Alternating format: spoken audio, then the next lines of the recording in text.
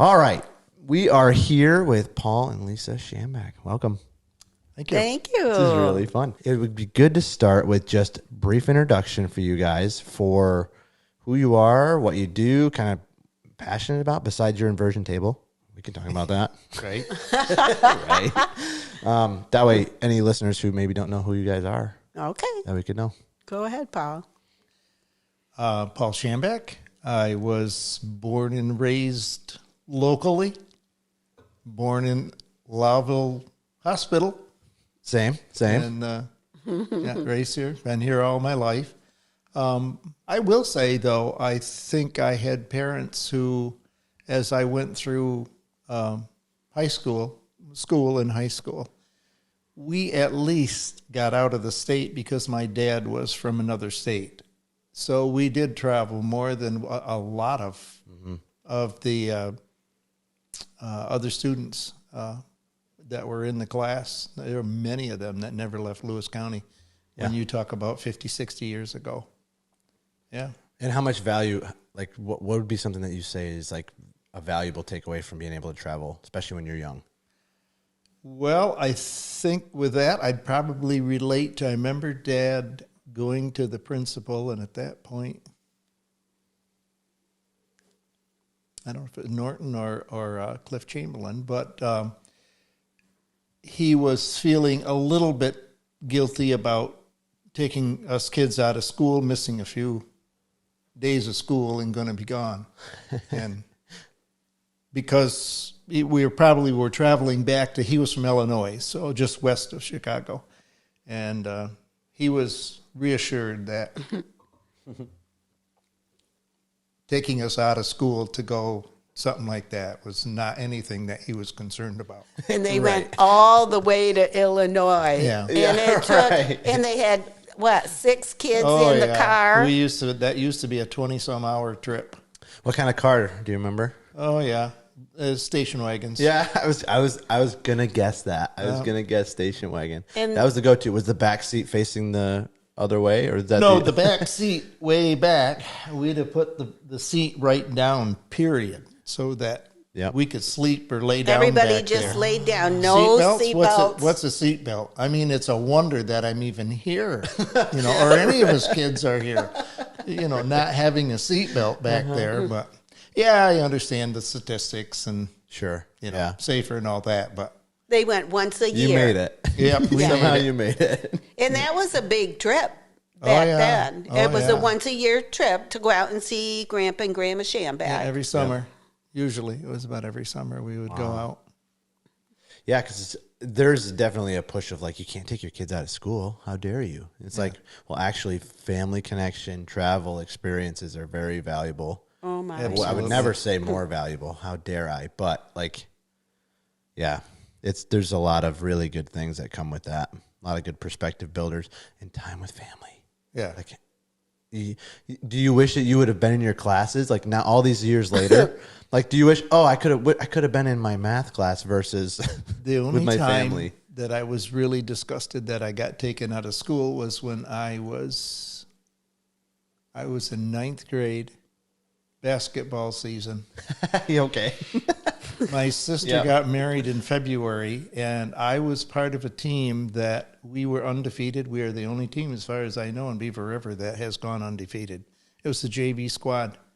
And it was basically because the varsity, Giordano didn't move anybody up. So we basically had all the sophomores and freshmen that stayed there. And, we had the talent that was there, and my sister got married, and I had to miss a game. Right. To go down to Was that it wedding. sectionals? Oh, no. Or It was just a a regular game? season game, but it was one of the... We won, obviously, part of it, but it was part of the undefeated I asked season. him if he had a good attitude at that wedding, and I think he said no. His attitude wasn't really good. Sure. Yeah. Yeah. That makes sense. Well, hey, sports are important, especially when you're in 9th grade. Oh, my. On a basketball program like Giordano's program. Yeah, Like, yeah.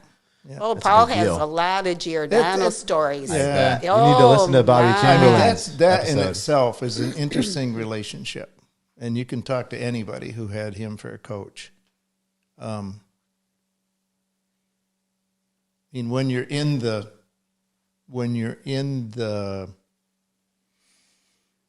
goings on of it, I don't know what word I want to use right there.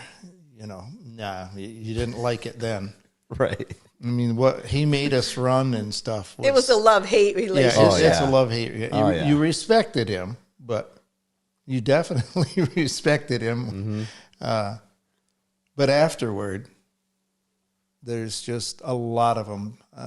John Hawkinson and I know had spent a lot of time down there after Giordano was retired and would go down and stop and visit. And when I'd ride my bike by, if he was sitting outside, I'd always stop and go in and sit down and talk with him a while. And yeah, I've had coaches like that before, where it was like in the moment, it's just pain and suffering. Yeah.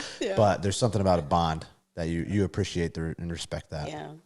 He made us run. But we never had height, but we could outrun about anybody on the court. Matter of fact, the one we brag about the most would have been the sectional when I would have been a junior then.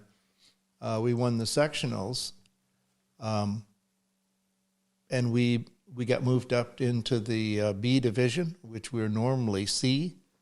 We ended up playing Skinny Atlas at Watertown School, and they were the biggest school in the B division. We were the smallest.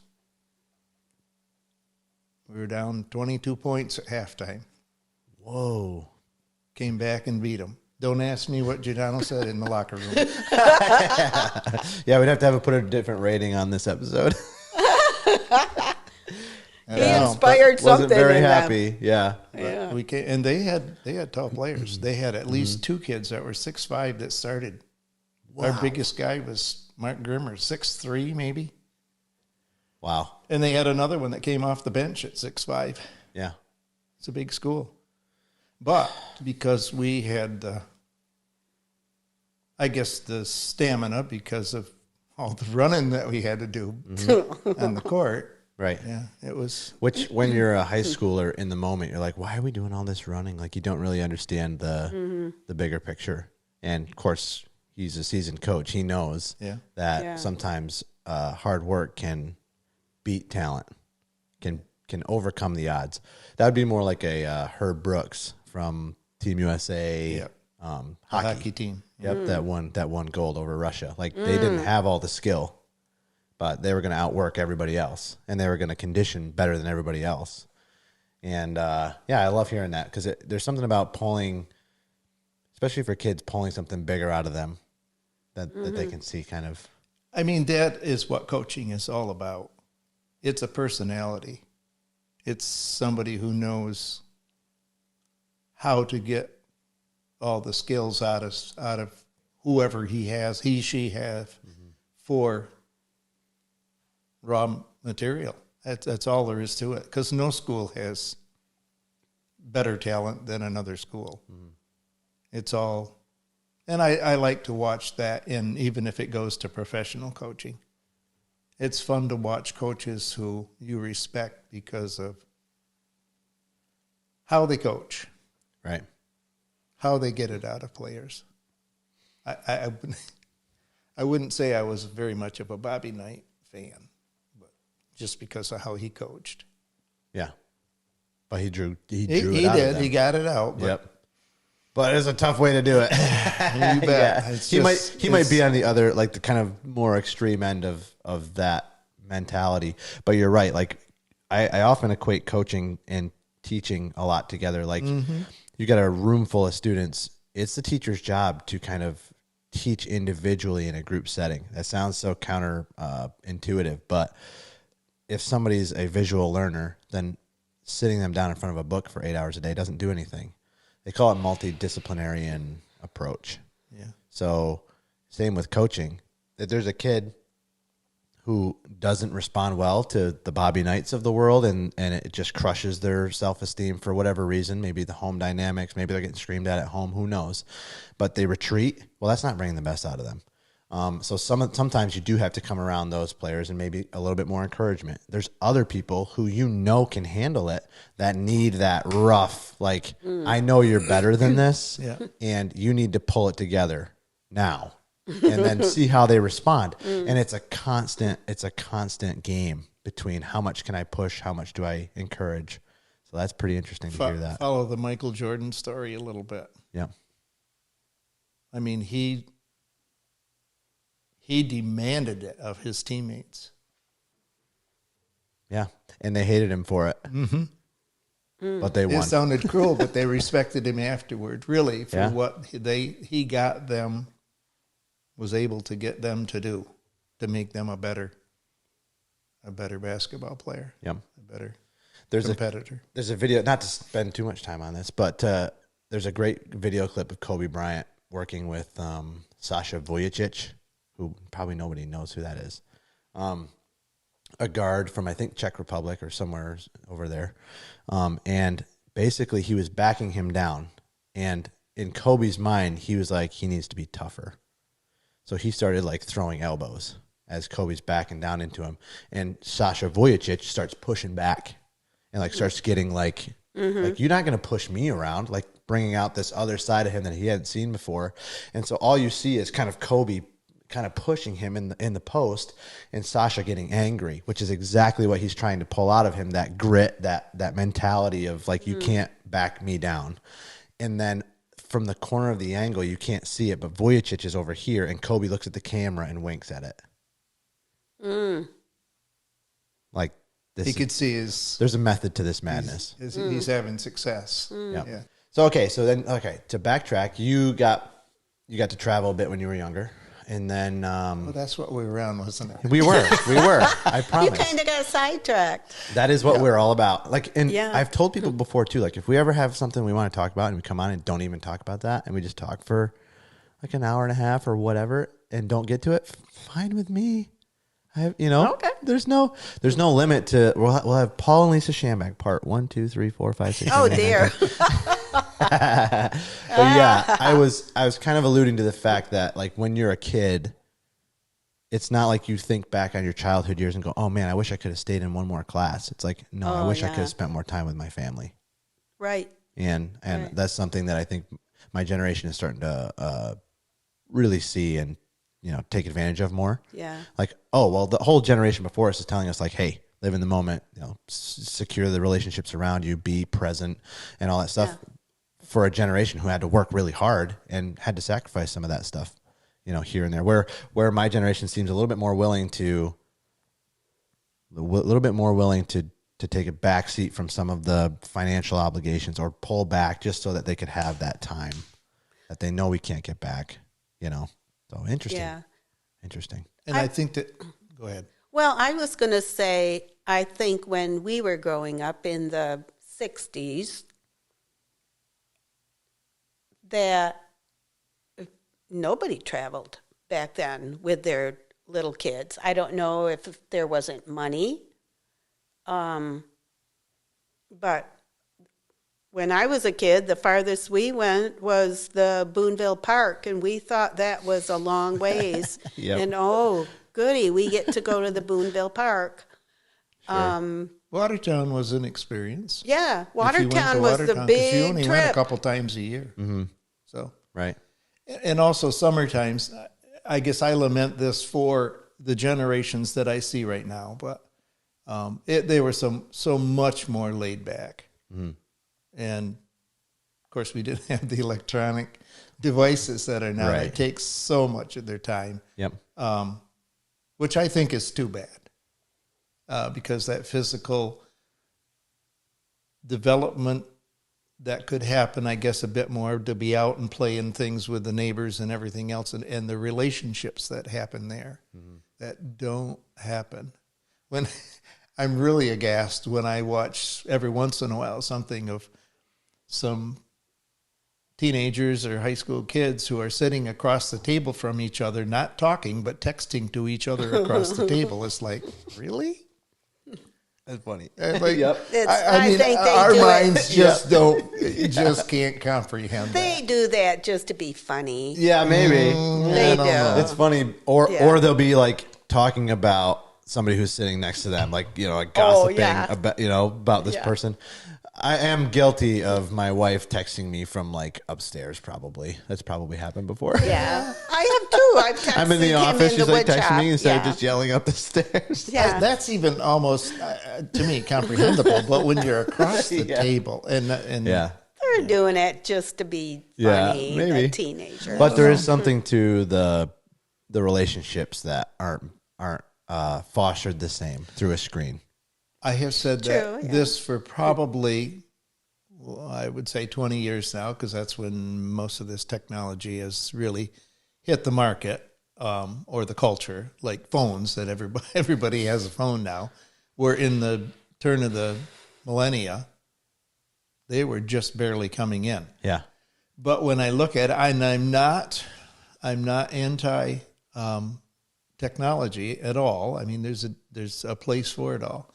But I keep saying it's making our culture colder and colder and colder for those type of reasons. It's relational reasons. Yeah. People that will text something or tweet or whatever, something that they would never say to them face to face. Not typically, but so it's making our culture colder and colder. Yeah, our interpersonal relationships are sorely lacking. Stuff like communication, stuff like heart-to-heart discussion, stuff like caring, stuff like a lot of people are so disconnected in the most connected time in humanity. Yeah. Why? Right. You know, Paul and I are guilty of the technology thing too, because in the evening I sit in one chair with my headphones on. Listening to the Easier Said podcast. Yes. And Paul's in the other Sounds like chair a great use of time. What are you with talking? his headphones on. We don't listen to the same things. Yeah, we don't right. watch the same programs. We can't even agree on a movie to watch. So I can relate to that. Usually it's an hour of figuring out a movie to watch, and then by then it's too late. yeah. And so are we sitting there communicating all evening? No. Yeah. We don't even want to do that. We want to be in our own little world and do what we want to do or listen to what we want to listen to. Yeah. So is that a good thing or a bad thing? I don't know. Right. We're happy. Yep. This is actually a marriage counseling session right now. Yes. Yeah. We're How are you happy, guys? aren't we, honey? Sure. Yeah. Nudging you. Yeah. We're happy. happy. Say we're Aren't we? happy. Nod your head. Yeah, I totally agree with all of that. It's like, it's a discipline thing for me. It's about, are you smart enough and in tune enough to realize when it's gone too far and to realize that, okay, now I'm addicted to this thing or now I'm too involved and it's costing me in the real world. And then can you make that switch? That's a constant thing that we're having to work through. Yeah. You know? So that makes it tough, especially because it's just always being thrown right at you. You mentioned the turn of the millennium. Like I was born in 91. So my teenage years would be like dial-up internet, which was basically not internet. Right. I think I was just talking about this on the last episode I had. I think I was 16 when I had my first phone, but it was a minutes phone. There's no connection to the internet or anything like that. It was just for, I'm done with school. Yeah. You know, I'm on my way home. I'm going to practice, whatever it was. And that was it. And it was just minutes. And I don't know how much differently it would have affected me in those years, those very informative years of adolescence, growing up into, you know, all through puberty, all of these things, to have like unfettered access to the world. Yeah. Can't be good. Yeah. Can't be good. Yeah. And so Christian was just in here last night. And actually we were talking about this a lot about like, we're kind of the first generation who's having to deal with this problem with our kids growing up. Right. He's got an 11-year-old and like my brother Tyson has a 16-year-old. Like they're having to in real time learn how to teach your kids discipline and self-awareness when it comes to this stuff, and how much do you give and how much do you take away? Because the truth is you could just shut it all off and say you have no access until you're 18. Well, that's not very healthy either, because as soon as they're on their own, we've seen that, you know, people who kind of constrict their kids and then they get a little taste of freedom and right off the deep end, Right. you know? Right. As parents, I think our responsibility is to teach them how to make the decisions, not to have to just stumble into it. But I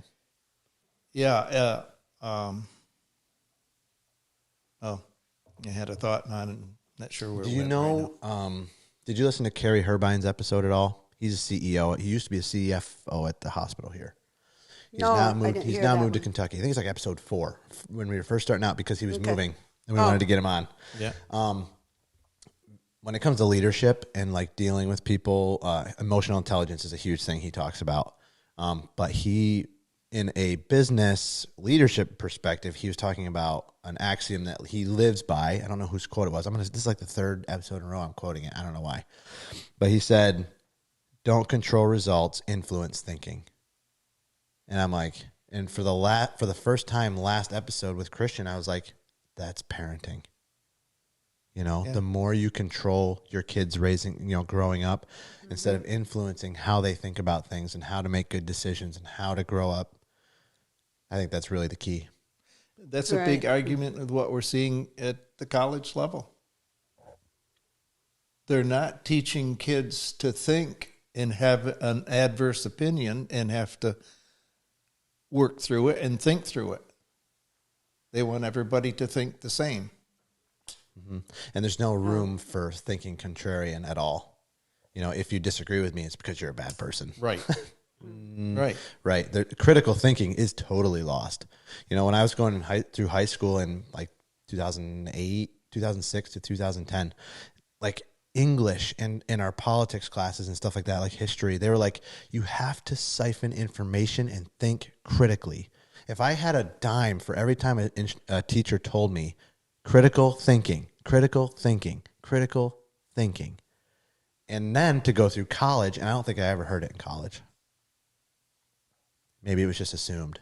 But it's like, no, just this is how it is, and you can't think any other way. Right. What was your major in college? I have social studies. I have a degree in history. So you really like history? Yeah, Paul American loves history. Yeah. Yeah. So he's a history buff. Yeah, and I was actually going in my master's to teach and potentially a doctorate program after that. To teach history? Yeah, to be a professor of history, yeah. And then, like, Corwin called me out of nowhere and was like, I'm going to take a police test in Connecticut. Oh, And I was like, all right, I'll come. And Yeah. the rest is history. They were taking 8 spots out of like 900 applicants or something, 800 applicants. I got one of those. That's It makes amazing. no sense. That's a God thing. But the Ed TPA was being introduced in teaching at the time. And that was kind of like new guidelines from New York for requirements. And nobody knew what they were doing.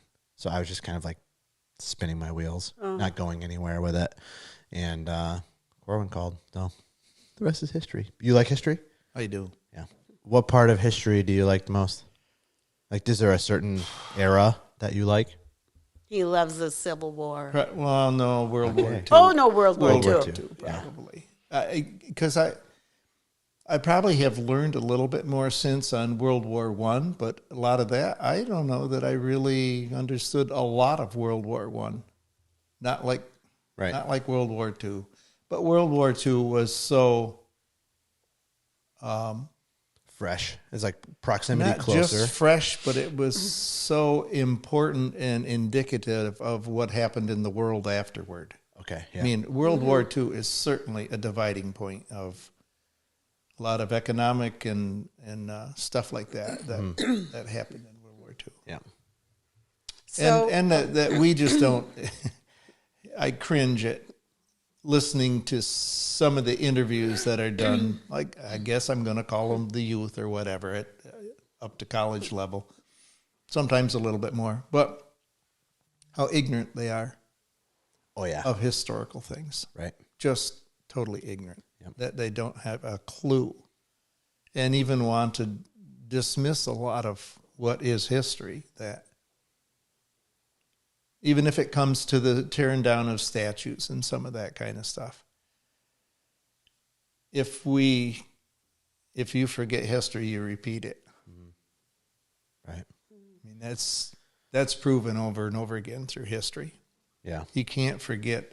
Yes, some of those statues probably aren't a very positive incentive, but it's a reminder.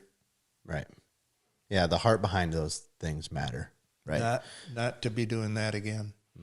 Years ago, we went over to Germany and France, and we It's on my went bucket to list. we went to Normandy and saw the big holes in the ground and on the coast, and just to walk on that land where all that happened was really Emotional. It's an emotional experience, yeah.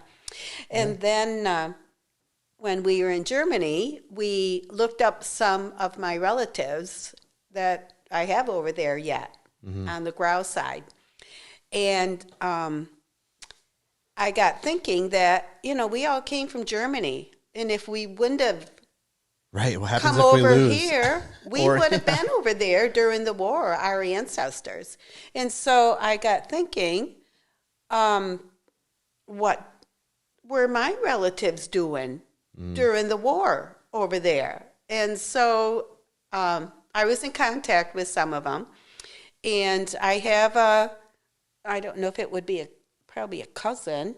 His name was Hans. And Of course. yeah. That's like the most German name, right? Hans. And so I'm wondering, what was Hans doing during the war? Because I figured out he was 18. Oh, right. And so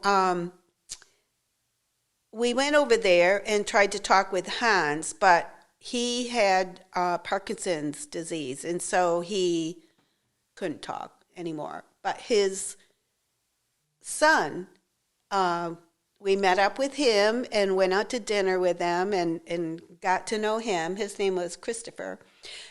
I asked Christopher, what did your dad do during the war? And he said, my dad was a senior in high school in Frankfurt. Yep. And so the senior boys got called out of class. They had to go outside of the city of Frankfurt, and they were responsible for helping load the ammunition for the soldiers into the anti-aircraft guns. Really? And Wait, like as they were fighting? yes. Really? Yes. Wow. And so As you gotten toward the end of the war, they were Yeah, they were Frankfurt. conscripting. Yep. Anybody. High schoolers. Yeah. And so Christopher said, my dad was so thrilled one day because the soldier let him shoot the gun at the Americans. Right. Yeah. And Wow. so, That's yeah, amazing. isn't that something? What a crazy time. You're totally right. Like my generation has no clue. No clue. What have we been a part of? Really?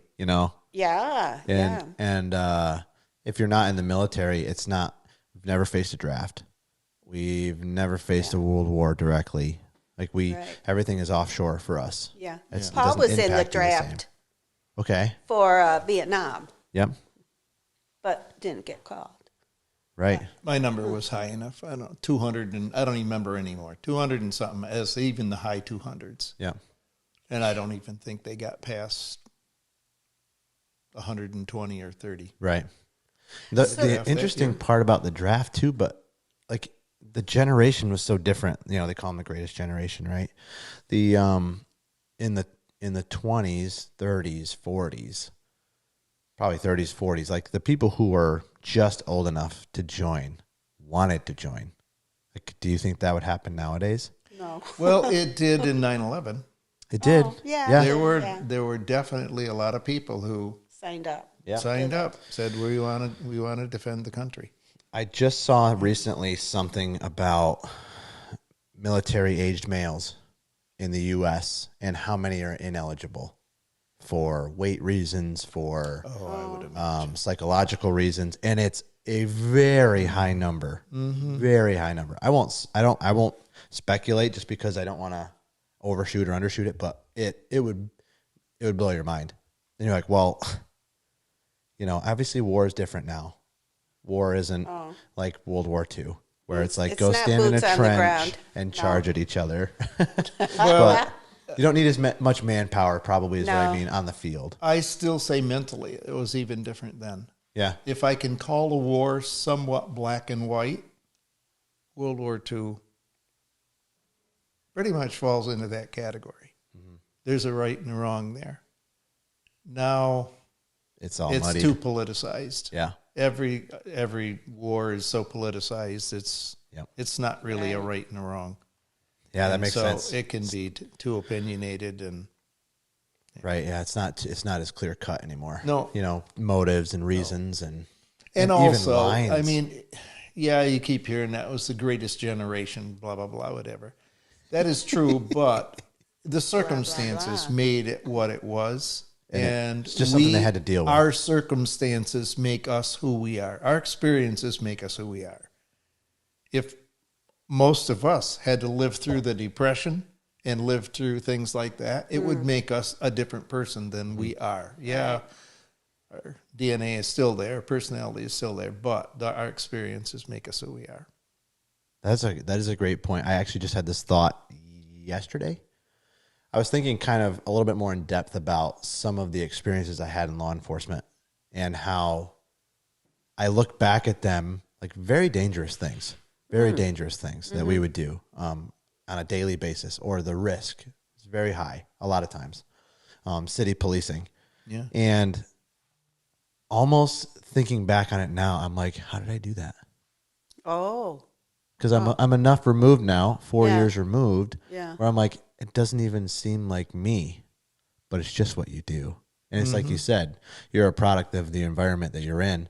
And when you're faced with adversity, there's two ways to go. You crumble and die, or you overcome and you become more resilient. Yeah. And in the moment, during that 5 years that I was there, I never felt like I would think I would feel from the outside now looking back. Oh, I always felt confident, reassured, well-trained, and just knowing my abilities and what I can do and how I could carry out those very dangerous things that could have ended my life many times. But it was just what you do. Do you It's think just what it's you did. because you're older and wiser now and Probably. you're married and have children? I do think age has some to Sure. do with it, because Yeah. when, I don't know about the female part, but the male part, when we're young and growing up, we're invincible. Yeah. That's a mentality that's in your mind. So you were more of that mentality back then, that if something's going to happen, Right. it ain't going to happen to me. It's going to happen to somebody else. Right. That's how you Did you ever think compartmentalize, I that think. though? Well, when I went in, I was 26. So I wasn't super young. Oh, Yeah. true. Still. Yeah. I was pretty aware of the risks. I But knew you didn't care. it was just what you did. Yeah. Yeah. And I feel like a lot of that generation too is like, well, if you lived through the Great Depression, then you'd live through the Great Depression, and it would be harder, and you would just deal and get through You it. 'Cause dealt with what they was did there. because they did. But it did affect them their whole lives because they were frugal. Oh, for sure. They were Yeah. so frugal. Oh, I can't even imagine. But like Yeah. human beings are incredibly resilient. Absolutely. And Yeah. if you go to another country, third world country, or if you can go back in time, like we're living in the best time there's ever been to live in, as far as comfort, as far as security, as far as food and sustainment. Like we're at the pinnacle in the richest country that's ever existed. Like that's one way to put it. The other way to put it is that creates other problems. That creates sedentary lifestyles. That creates mental illness. It creates all of these other problems that, like, everybody will be like, oh, well, you have to go to third world country to see problems. It's like different problems. But they're all problems. Oh, Yeah. yeah. No, but I definitely felt, I never felt invincible, but it's almost like when you're in it, it's just black and white sometimes. Mm-hmm. And sometimes that's easier to kind of rationalize. Also, I wasn't a father at the time. I think Right. that would have been a big difference for Right. me. You know, I think that if And I you was, were you married? for the last year and a half, I was married. Did your wife worry about you? For sure. Yeah. Yeah, So especially, it was stressful yeah. for her. Yeah. I don't know if it would have been that way as much before the pandemic, but going through the entire pandemic as a first responder, and then to have the uprisings and basically a certain percentage of the population basically going at war with cops. Yeah. It very much felt to her like every morning I left, I was leaving for war. She's like it feels like you're leaving to, I don't. And like, is it that serious? Like, is it that dangerous? Like, statistically speaking, I don't know. Like, I don't know. Like, compared to war, no. But we had marches through our cities. Like, you just don't know. And the sentiment and the culture and the atmosphere around policing was very much like, hey, if you're in a parking lot, you better be checking around pretty often because you just don't know. And like, that's not a fun thing. No. And then, and cops were getting assaulted at a lot higher rates and there was a lot more violence. And so from that perspective, she was like, it feels different. Yeah. Like, it feels like they're coming after you guys. Yeah. And so another reason to get out at the time. So, but I think you just, to your point too, like, then you start going back in history and you're even more like Civil War. Let's just all line up and look at each other and then just shoot at each other. Yeah. That's insane. I mean, it's just insane. I mean, I know that I've read stuff on there that there are a lot of soldiers who probably signed up and went, and when they got there, they just couldn't shoot. They would shoot anywhere but at another man because they couldn't bring themselves about to kill another man. Right. So, I mean, it's that part of it, of war that... What is it in a man that they want to do that? Because women wouldn't do that. They would not line up. Are you familiar with Jordan Peterson at all? Dr. Jordan Peterson? Very much. Big fan? Yes. Yeah, me too. Him and Thomas Sowell are my... Thomas Sowell, yeah. And he talks a lot about how women... Obviously, men, it's physical aggression. Like, that's how you deal with conflict, right? Yeah. So, like, if you say something mean to me, like, at some level, like, there's going to be a physical threat there where, I'm probably just going to clock you or whatever. Yeah. And that's kind of how men deal with things. Yeah. Where women, it's reputation destruction and kind of like gossiping and, more back channel things because physical altercation is not really the same option. So, yeah, I mean, like, women wouldn't be shooting and probably, meleeing each other on the battlefield, but I'd be interested to see what that looks like. What is a war of just at least they'd be living, they wouldn't be dead. Yeah, that's a good point. Yeah. Interesting though to think about my generation, like you had mentioned before, just like being so disconnected, like we don't have a clue. And I was watching the movie Midway. You've probably seen Midway. And there's one point where this 19, 20-year-old pilot, whatever he is dive bombing a Japanese aircraft carrier, flak flying all around him, right? And just nose diving at this aircraft carrier to be able to drop ordnance and then hopefully escape, hopefully pull up before hitting the ocean. And as he's descending, I'm thinking like, the courage of you, buddy. Like how impactful is that? And like, I would hope I could answer the same call, right? And just astounding. And to put it into perspective of like what we do nowadays is just you can't rationalize that. No. You can't tell a 20-year-old now today, hey, here's what 2 generations ago or two grandfathers ago were doing. Yeah. And when you look at history and characters in history, like again, go back to Germany, Bonhoeffer. Was everybody in Germany supportive of the Nazis and Hitler? No, they weren't. You can't generalize and say that. I read a book, A Higher Call is the name of it. It's a true story. It's about a B-17 crew that their plane is all shot to pieces. It's barely airborne, flying, getting out of the country. And this German fighter sees it, heads to the border with it. He ends up, they see each other cockpit to cockpit and have this affinity between that they are flyers or whatever. He decides he's not going to shoot this B-17 down. The thing is crippled. It's headed home, whatever anyway. He actually flies with it as he crosses the border so that the German flak, that's any aircraft that's there, won't shoot at it because they're thinking the German fighter plane is going to take it out over the... He helped him get home. Over the channel. Right. Once he's over the channel, he turns around and comes back. Well, he could have been shot because that was treason. The German pilot put his life in line for that. Anyway, after the war, the B-17 pilot made it back to England, landed and everything else. there were reunions afterward. The German pilot ended up emigrating to Canada, ends up finding out that there's this reunion that included the crew or the pilot of this B-17. It was in Florida. Somebody mentioned it to this guy that he ought to go down, and he's German, yes, but it's now I don't know how many years it was afterward. Ends up meeting. They meet each other.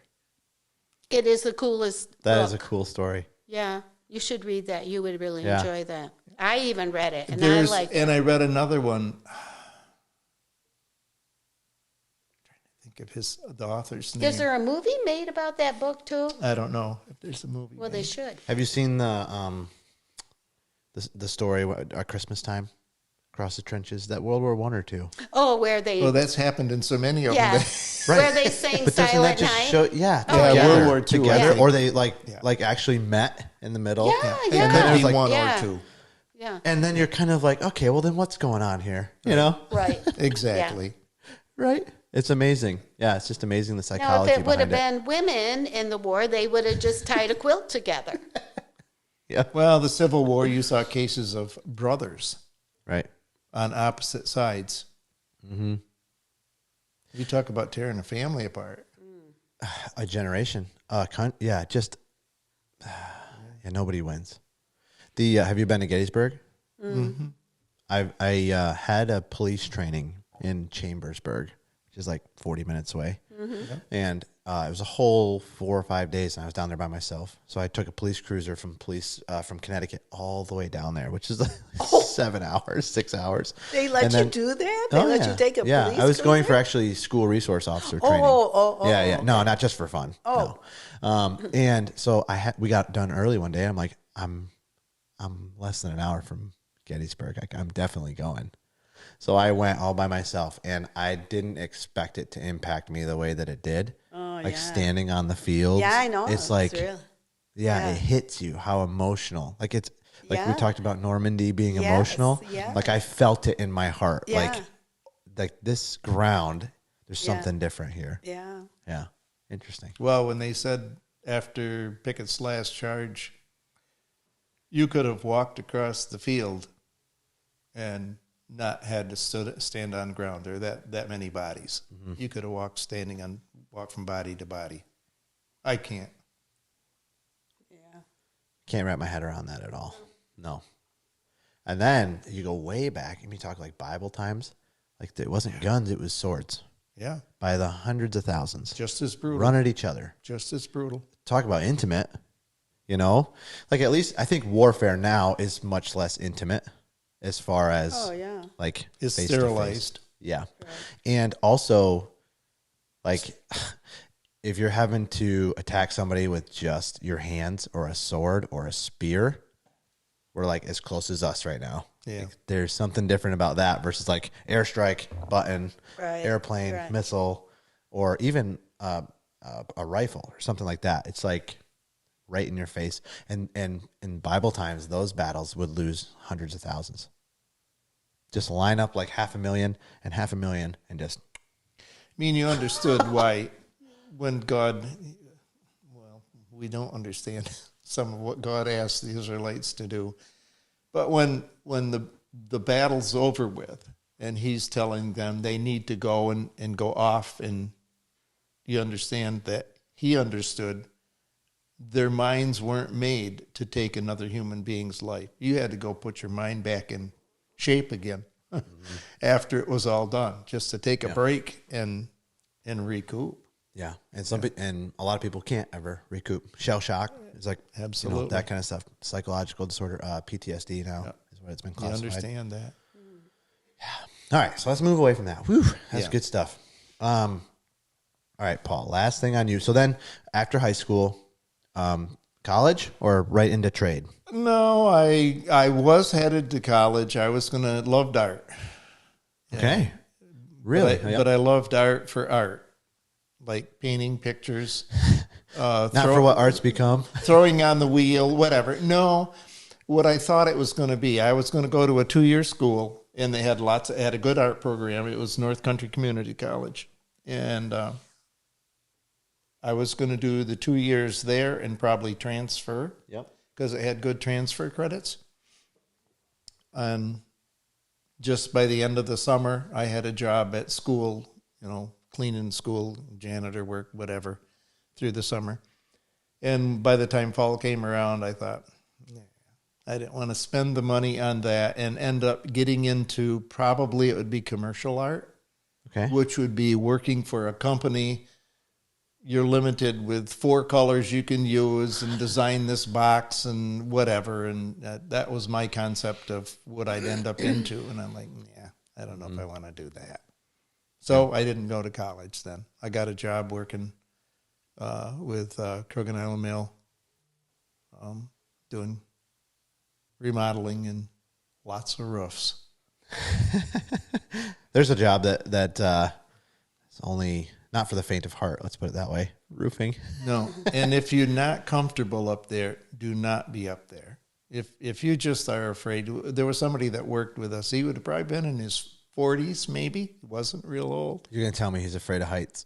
Yeah, he did not like it being on a roof. That's not a good place to be. And when you're stiff on a roof and you're paranoid and you're petrified, it's just not the place to be. Don't be up there. Yeah. Not that I liked heights or anything like that, but He was a monkey on the roof. Sure. He really was. Yeah. Yeah. Yeah. So then how you did that for? That was only till the fall, and then my wife almost killed me in an accident, and We got in a car accident. we got in a car accident. No kidding. I was 16. First date. I was 16, That's depressive. and Paul was 18. Good start to the relationship. Yeah, we're off to a good start here. And he asked me out on a date, and I was so thrilled. We went to a musical at Beaver River School, and on the way home, a drunk driver hit us. No kidding. Yeah, happened on Route 812 It would've- across from Double B. Double B. Do you know where I'm talking about? Yeah. He was pulling into his driveway. It was an older gentleman, and he had left the hospital, left his wife at the hospital, who actually died in the 2 weeks that I was in the hospital after the accident. So she was not in very good health. His So state he of mind was probably wasn't the self-medicating. best to start with, and I think he had stopped at a bar coming home. But anyway, Right. it would have been head on had I not at least veered to the side.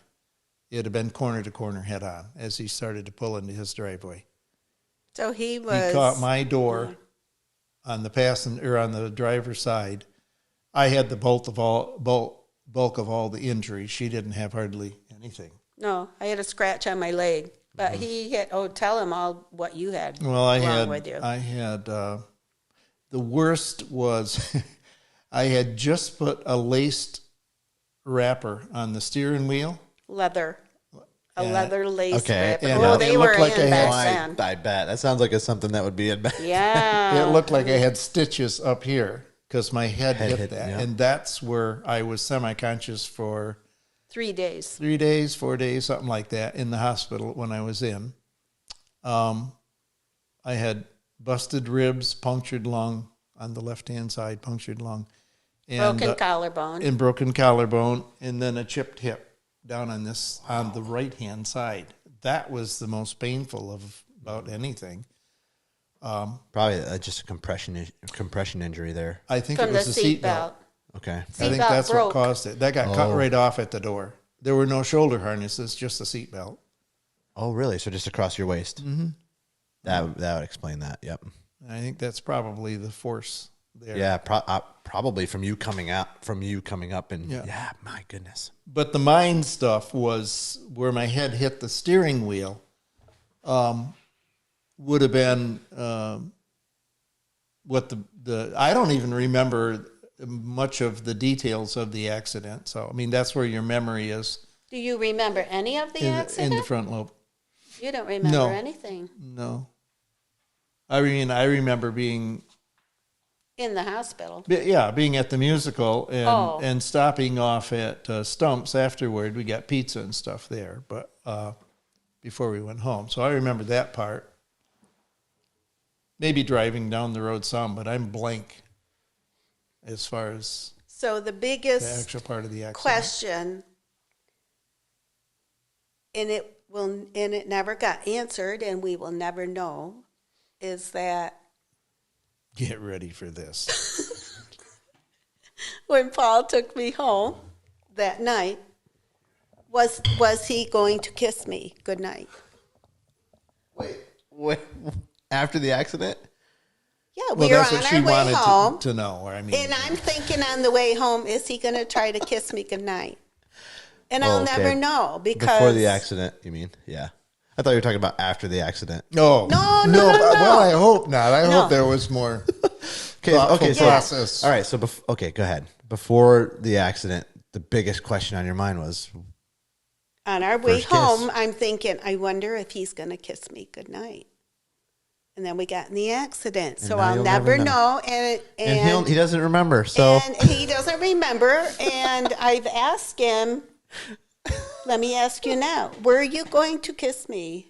I just don't have a clue. that's the wrong answer. That's the wrong answer.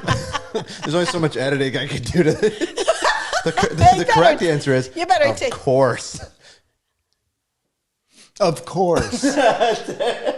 Well, we would have never got in the accident in the first place if Paul wouldn't have been like trying to hold my hand and yeah. stuff and had his hand on the steering wheel. See? It's your fault. I can't even agree to or deny that because No. I don't remember. So she can say anything she wants Yeah, during she that could. time. She could say the first kiss happened before the accident. And you don't even know. Oh, Yeah, See, absolutely. that's what yeah. Wow. Yeah, those are, seen a fair share of those. Yeah, it's just amazing how, I think the average, I saw a statistic once that like blew my mind. It was like the average fatal accident speed was like 40 miles an hour. Yeah. Oh, my. I know running with the ambulance at the Krogan Fire Department also, and Like going it's a lot through lower training. than you think. The things that it's so often that you'll go to an accident and somebody loses their life, and you look at the vehicle and it's like, really? And you Right. go to another one with a mutilated car and everybody walked away from Yeah.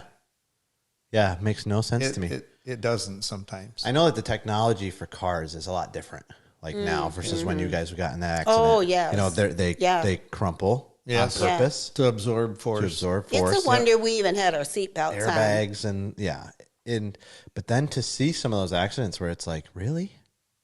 You know, they just hit their head the wrong way or whatever it was. Right. It's amazing. Yeah, I think it was 40 miles an hour. And you'd think it'd be like 70, right? And we Yeah. had to been going a good 60 probably when we Really? got hit. Okay. Yeah. That's moving. In the when was this? It would have been 71. 71? 1971. The fall of 71. Fall What kind of car? 71. Huh? It was a Nova, Chevy Nova. Chevy Nova. Yep. The That you could buy for about $3,000. Oh, not Brand new even car. that. and now what are they? Like Oh, for, dear. for a mint? I don't think you can 30. touch anything for $30,000 anymore. Yeah, it's amazing. The all those older cars, like if anybody would have realized the market for them, like in 50 years, could you imagine just putting your life savings into buying like 6 or 7 cars and never touching them again? That'd be your retirement plan. Yeah. Nowadays, like you can't find a Chevelle like in good condition for less than like 60 grand.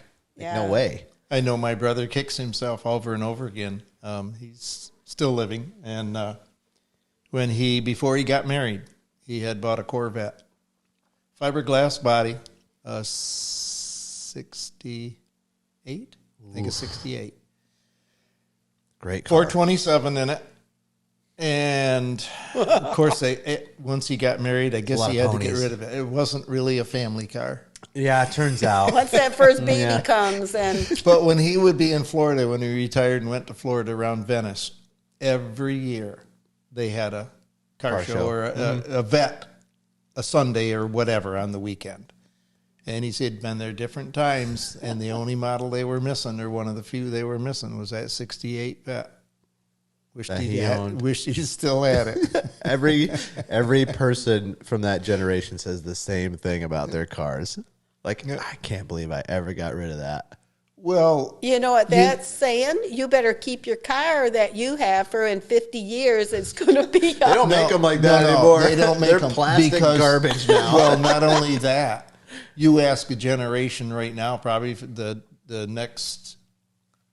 I'm not sure what's the Y generation or whatever generations they go, but any of the younger generations, they don't have a clue what a muscle car is. Yeah. Oh, yeah. That's true. We had muscle cars back then. Yeah. Yeah, and there was like a Super status. Bs It was a and status signature back then, right? Yeah. Cars. Oh, it was a manly Cars were like thing. how you. Oh, yeah. That's how Oh, you yeah. got the girls, and that's yeah. how you distinguish yourselves from your friends. No, people don't know mechanics. People don't know cars now. People don't know much of anything. So that's so cool, though. I mean, I could have told you what every model was that went down the road.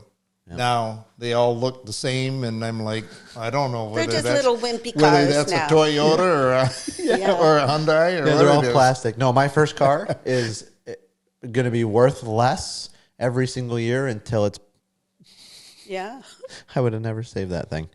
Anyways, okay, yeah, I back to the accident. I just think that, yeah, it's a hard thing to go to those accidents, Oh, and yeah. Yeah. and then to have to pick up the pieces sometimes. But I mean, I've seen cars that were T-boned, that were flipped and rolled 3-4 times, that had 5 people in them, and when you run up to the car, like nobody had seatbelts on, so they're laying all over inside the car, and then like nobody dies. And then you'll go to like a fender bender at 40 miles an hour, hit them in the back just right, and Yeah.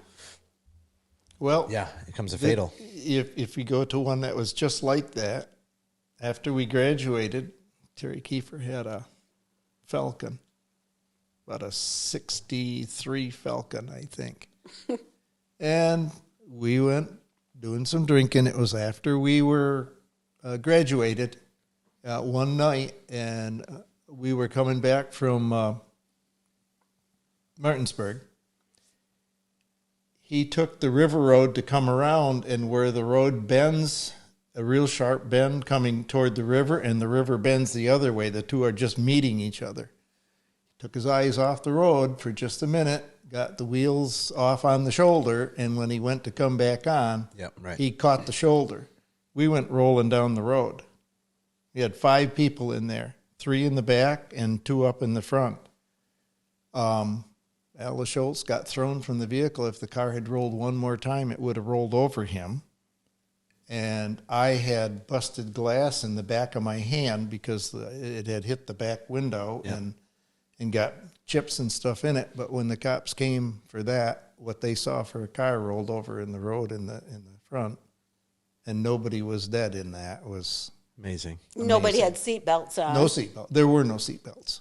Right. That was an old enough vehicle that there were no seatbelts. It's no wonder I your mean, the mother worst- had gray hair. The worst, Right. yeah, Wow. would have been Al. If it had rolled again, that probably would have been a fatality, I guess. Wow. Yeah, you hear lots of stories like that. And you hear stories the other way too. Yeah, amazing. Before we get into like your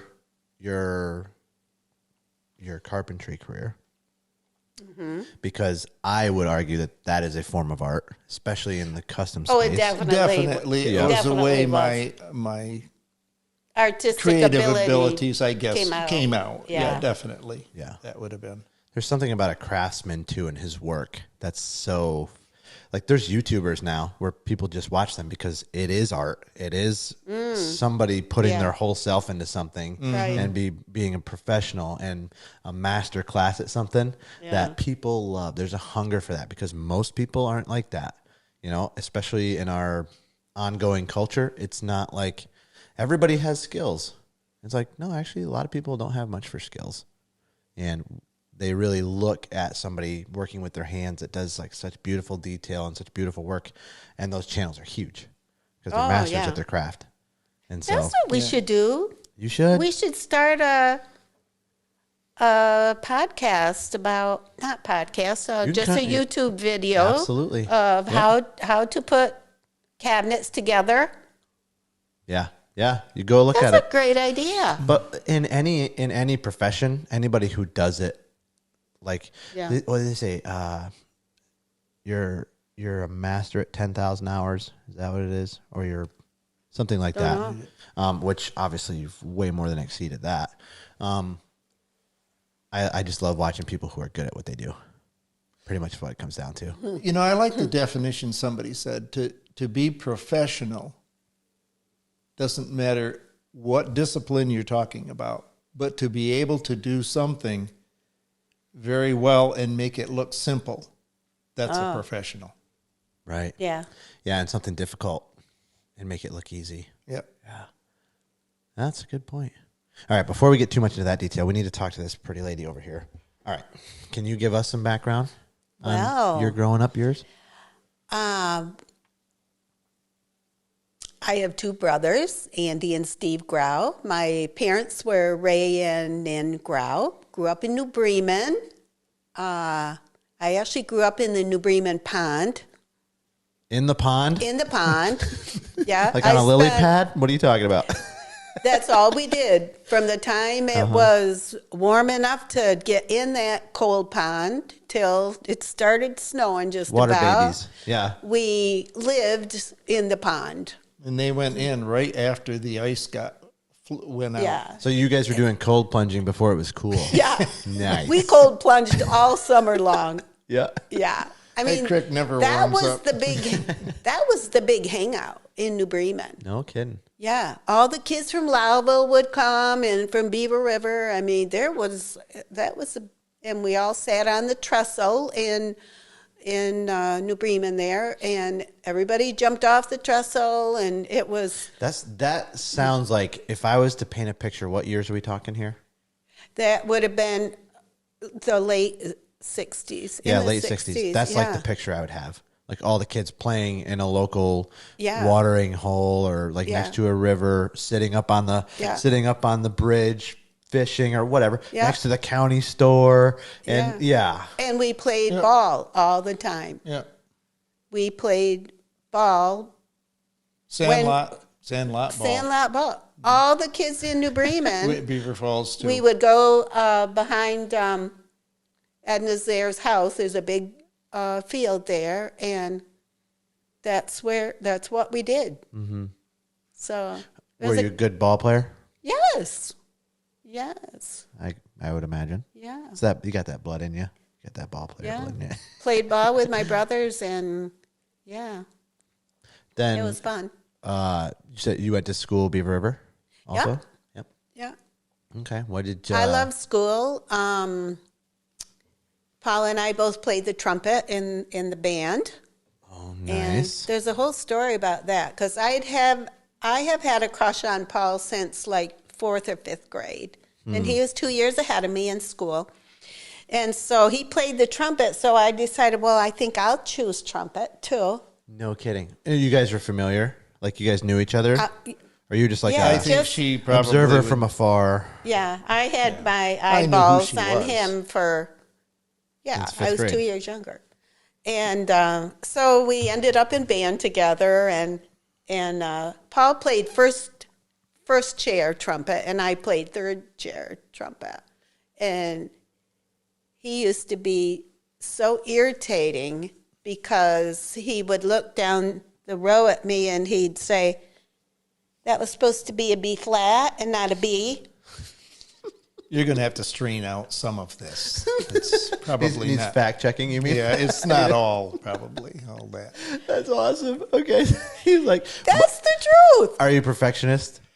Well, wait a minute. Well, First he chair wanted the is wrong note. responsible for the Yeah. whole unit. So Yeah, that's what he'd tell me. He would embarrass the wits out of me. Yeah. And I that still must... play trumpet. I play in the village band. Yeah. Okay, good. No, Yeah. I enjoy that. I mean, I was really impressed. A number of years ago, Carthage School got Dallas Brass to come up. I don't know if you're familiar with that group, but it's a well-known brass group. Mm-hmm. They interacted with the band at Carthage and then had a concert in the evening. And the band did some of their own, but they played some together and stuff. And the point I'm trying to make is one of the individuals who was like the MC for the Dallas Brass got up before the concert to share a few things and said, encouraged people that when they're playing an instrument in high school, don't just put it away when you're done. Keep your instrument, keep playing it, using it the rest of your life. I mean, you can talk to any of them in the village band, and there are some older individuals there that, still playing their instrument and stuff. Yeah. And it's fun to do together. Mm-hmm. And probably trying to think when the 150th anniversary would have been. But I wasn't aware of it until this happened. There was an anniversary of the band, and it was that village band, and the Lava Village Band is the longest consecutively running village band in the country. Whoa. Okay. Wow. It was started in 1826, and it's Whoa. never had a time when there hasn't been somebody who's been willing to direct it and enough people to participate in it. So it's the 1826. longest running village band in the country. Wow. That's 40 Pretty years. impressive. That's 40 years before the Civil War. Yeah. That's literally like 14 years after the War of 1812. Exactly. Like, when you think of it. Well, Here we go to history again. Yeah, right, like 50 I would love to go back to the early 1800s yeah. and see like William Constable and that came up in an area like this that was all wooded. Wilderness, just straight what wilderness. was here that you attracted some of those people to Yeah. venture out Yeah. into that kind of environment? Yeah, I know.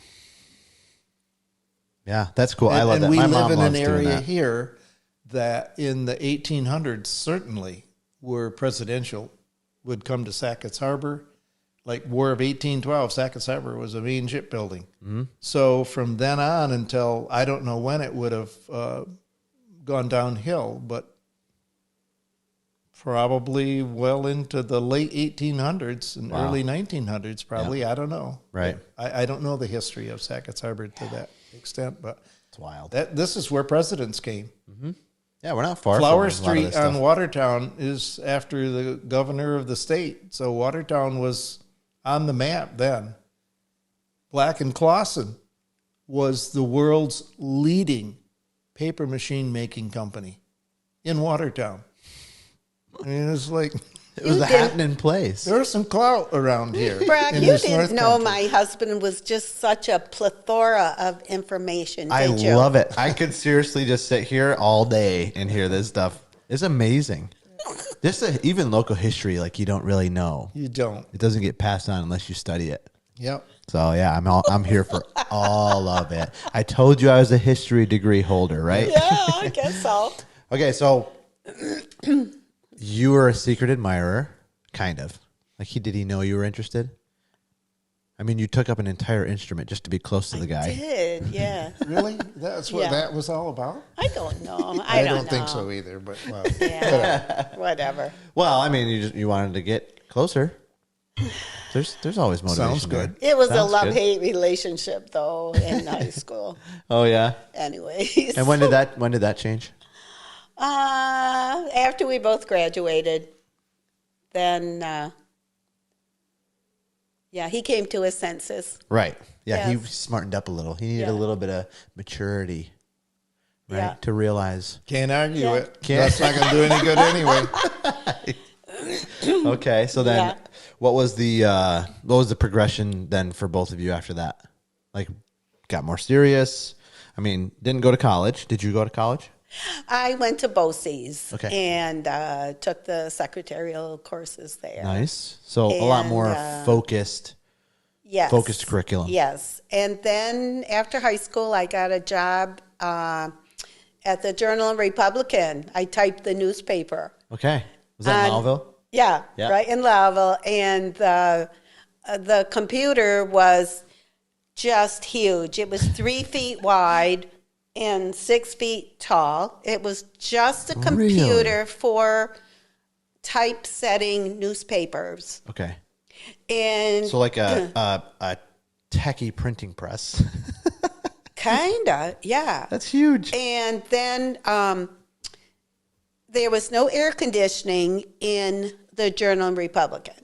And so it would get so hot in there that the computer would overheat. And then it would scramble all of the letters on the printout.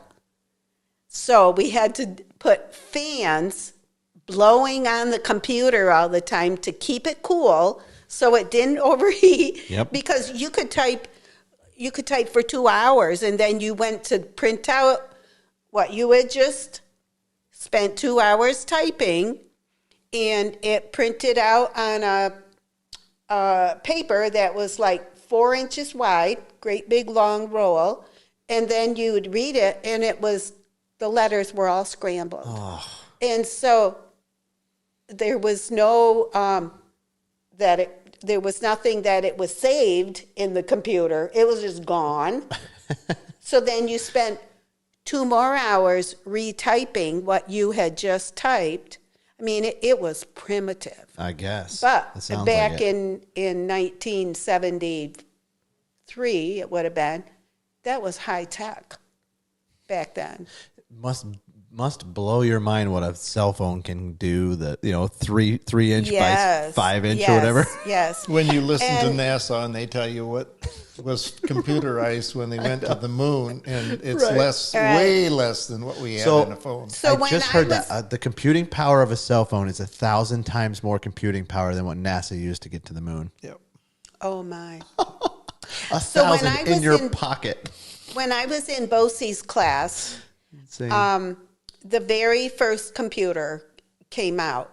And I remember the day when the teacher asked me to sit down at this brand new computerized typewriter that came.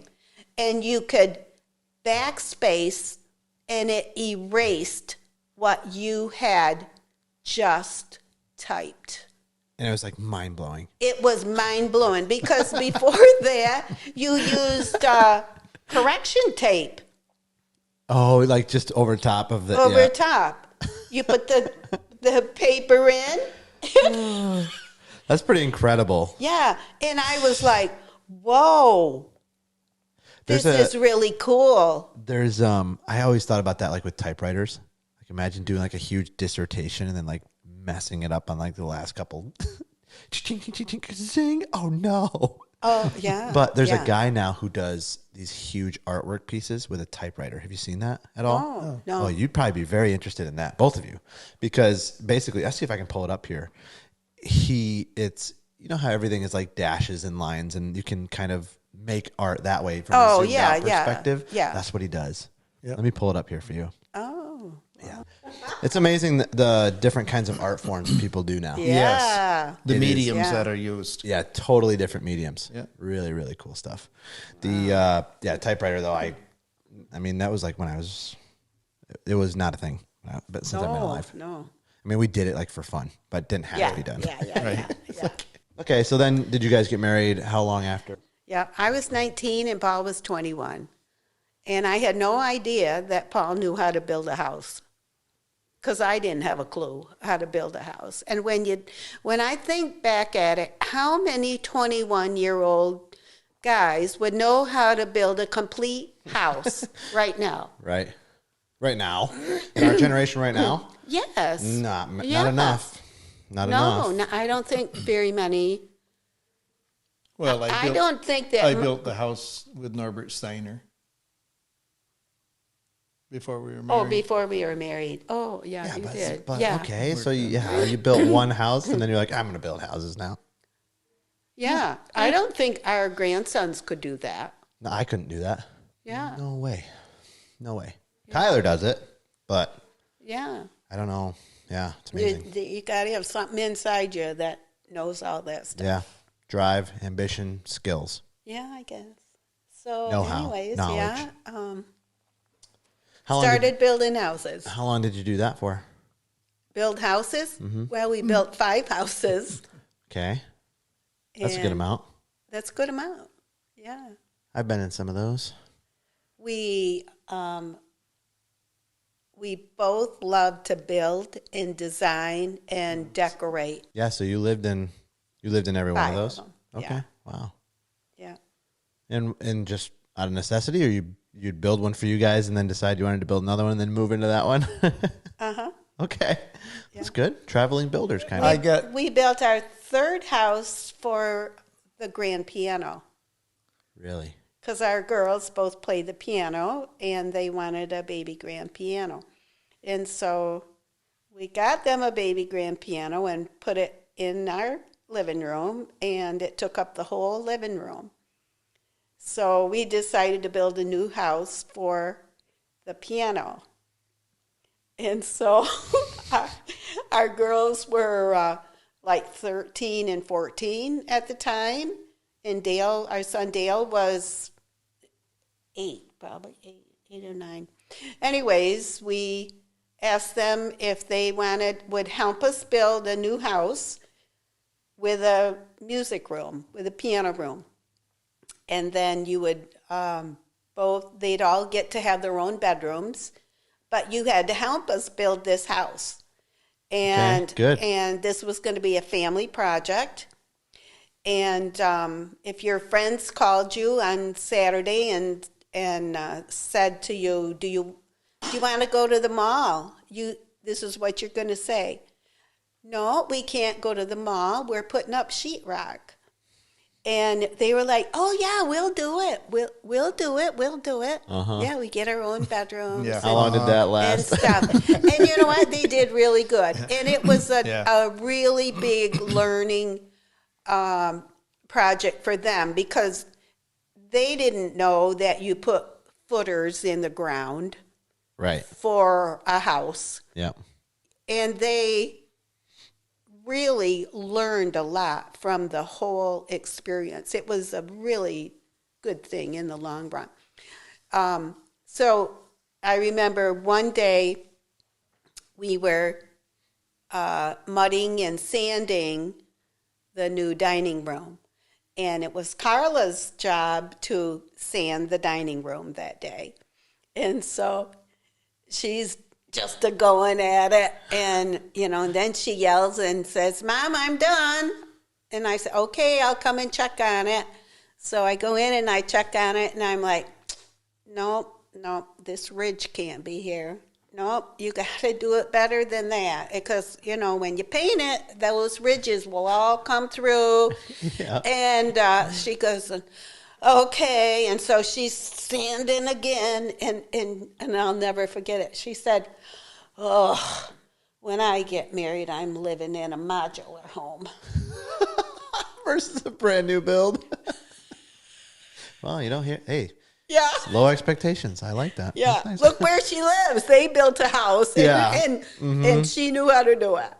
Unbelievable. Yeah, because modular homes are pre-built, and then you don't have to do any work. Yeah, you don't have to do anything. anything. They just sit there. Yeah. Yeah, you just move in. That's so funny. There's always, like, when it comes to raising your kids, there's like primary benefits to something like that you're talking about. Like, they're learning skills. They were. But the secondary benefits, which I would argue are even more important, are life skills that are like delayed gratification, or patience, or attention to detail, or diligence, putting away the thing that you want to do something that you committed to do. So that would be commitment. So I love that. Involve your kids with stuff like that as much as you can. Like, it hurts when your friends call and say, we're going to the mall to have a good time. You're like, no, I have to sand sheetrock. Yeah. Like, it's good for you, actually. Yeah. So it was a good family time. When I think back at it, it was a lot of work, but we had a good time, and they helped paint and just really found out what it takes. Mm-hmm. And was this going on with the carpentry, like at the same time? Yeah. Okay, so this was at the same time as. But then that would have been by that time, because the first house we built would have been on the Black Creek was Road. within the first year of us getting married, because I couldn't see paying rent. That was just like wasting money to pay rent. You might just as well have it be paying a mortgage as to pay rent. So anyway, we did the first house in 75. And we moved, we were married in 74, and then a year later, in the fall of 75, we moved in to the house on the first house we built on the Black Creek Road. Do you know where that house is, Brock? On Black Creek Road? Where's Black Creek Road? I'm trying to think. You go up past the Krogan Ball Diamond, and then there's a road that goes to the right. Directly across from the Steiner Road. Okay. Yep. It's a little short road. It comes back over on 812 by the Berkler Farm or by Walsman Farm. Yep. Now. So that was the first one. Yeah. Yeah, and we lived there 5 years, and then Paul wanted to build a bigger wood shop. I had started a shop in the first building we were building on the Black Creek Road was going to be a shop. Okay. It got turned into being the shop at the bottom and the house over the top. So it was it was all. A nice quiet, I bet. Nice quiet house up above. Well, power tools and sand. Yeah, I mean, I would have started with a small shop down there. Yeah.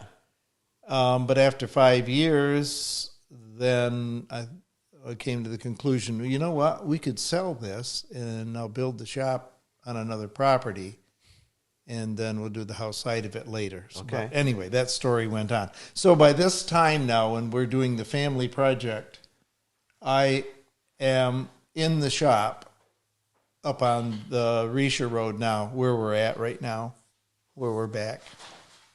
So that was going on. I was doing shop work, cabinets and shop work at the same time. Yeah, when this family project was going on. Yeah. And I really thought this one was probably going to be the last house in my mind that we were going to build, because I put a lot of me into the details and the stuff that's inside the house. Little did he know. Yeah, so much for that. He put a lot of him in detail into every one of our houses. So that was my question before. Like, are you perfectionist? Would you classify yourself as? Yes. The wife. I guess, but I don't think I'm OCD. Okay. No, he's not OCD. Yeah, it's not like a crippling. It's not like a crippling perfectionism. No, but it's like a. Do I so you're highly conscientious and attention to detail. Yeah. I would probably say I would enjoy doing custom furniture, probably more than cabinets, but through the years, it certainly was more cabinets. Just because of demand, just for demand reasons, right? Yeah, plus we don't live in an area where custom furniture is even affordable to most people. Sure, it's a little bit more of a higher end product. I didn't have a hard time competing with the price of cabinets out there, especially quality-wise. Mm-hmm. But custom furniture, yeah. Then you start getting into something different. You got to find the right clientele for that. Yeah, a little bit different socioeconomic status, probably. Yep. Yeah, because I would feel like Connecticut's very wealthy, and so like a lot of custom features, a lot of custom industries do well in that kind of atmosphere where more disposable income means custom. Yeah. I mean, when you're talking about one-offs, which is what custom is, it's the design time, it's all of that when you mass produce something, all that gets swallowed up after a while. Mm-hmm. Right. But to do one of a kind, it's just time consuming. Yeah, and you should pay a premium for it. Makes sense. Yeah. Well, you can't afford not to. Yeah. You got to cover a shop time. Right. Or you're out of business. Right. Yeah. So, and even shop time. I had an experience. It got to a point where I wanted to get into that market, so I had more custom work that I could do. So we decided to do a brochure. When are we talking? Early 90s? 90. I think. So we hired a company or a guy that did brochures and put one out. And to get to the market we wanted, Lewis County is not the market to do custom furniture, and you got to get outside the county. Yep. So she went on the phone book and as far Phone book. as What's a phone book? I know what a phone book is. Right. I am old enough to remember phone books. You remember phone books? Yeah. So we went in a radius of probably, I don't know, 100 miles. Mm-hmm. Okay. And anything on the phone book that had doctor after the name, mailed them a brochure. Doctor, lawyer, Indian chief. Somebody that would be in that economic Yep. strata. And one of those brochures ended up down on the St. Lawrence River. There was a client there that picked it up, wasn't even a contractor. Like in a dentist's office or something. Yeah, I don't know. Whatever. I forgot how we got it. It was in a store, whatever. And so that's how I got connected with a contractor down there because they were going to build a house. It was a guy from New York City. He was a part owner in a company called Abernathy and McGregor and Abernathy. His name was McGregor. This would have been in the early 90s, mid 90s, and that's when mega mergers kept going together. We're talking about AT&T would merge with somebody else, and it was multi-billion-dollar mergers that went together. All this guy's company did was handle the publicity of those two companies that were going to come together. They would get hired so that their stock didn't drop.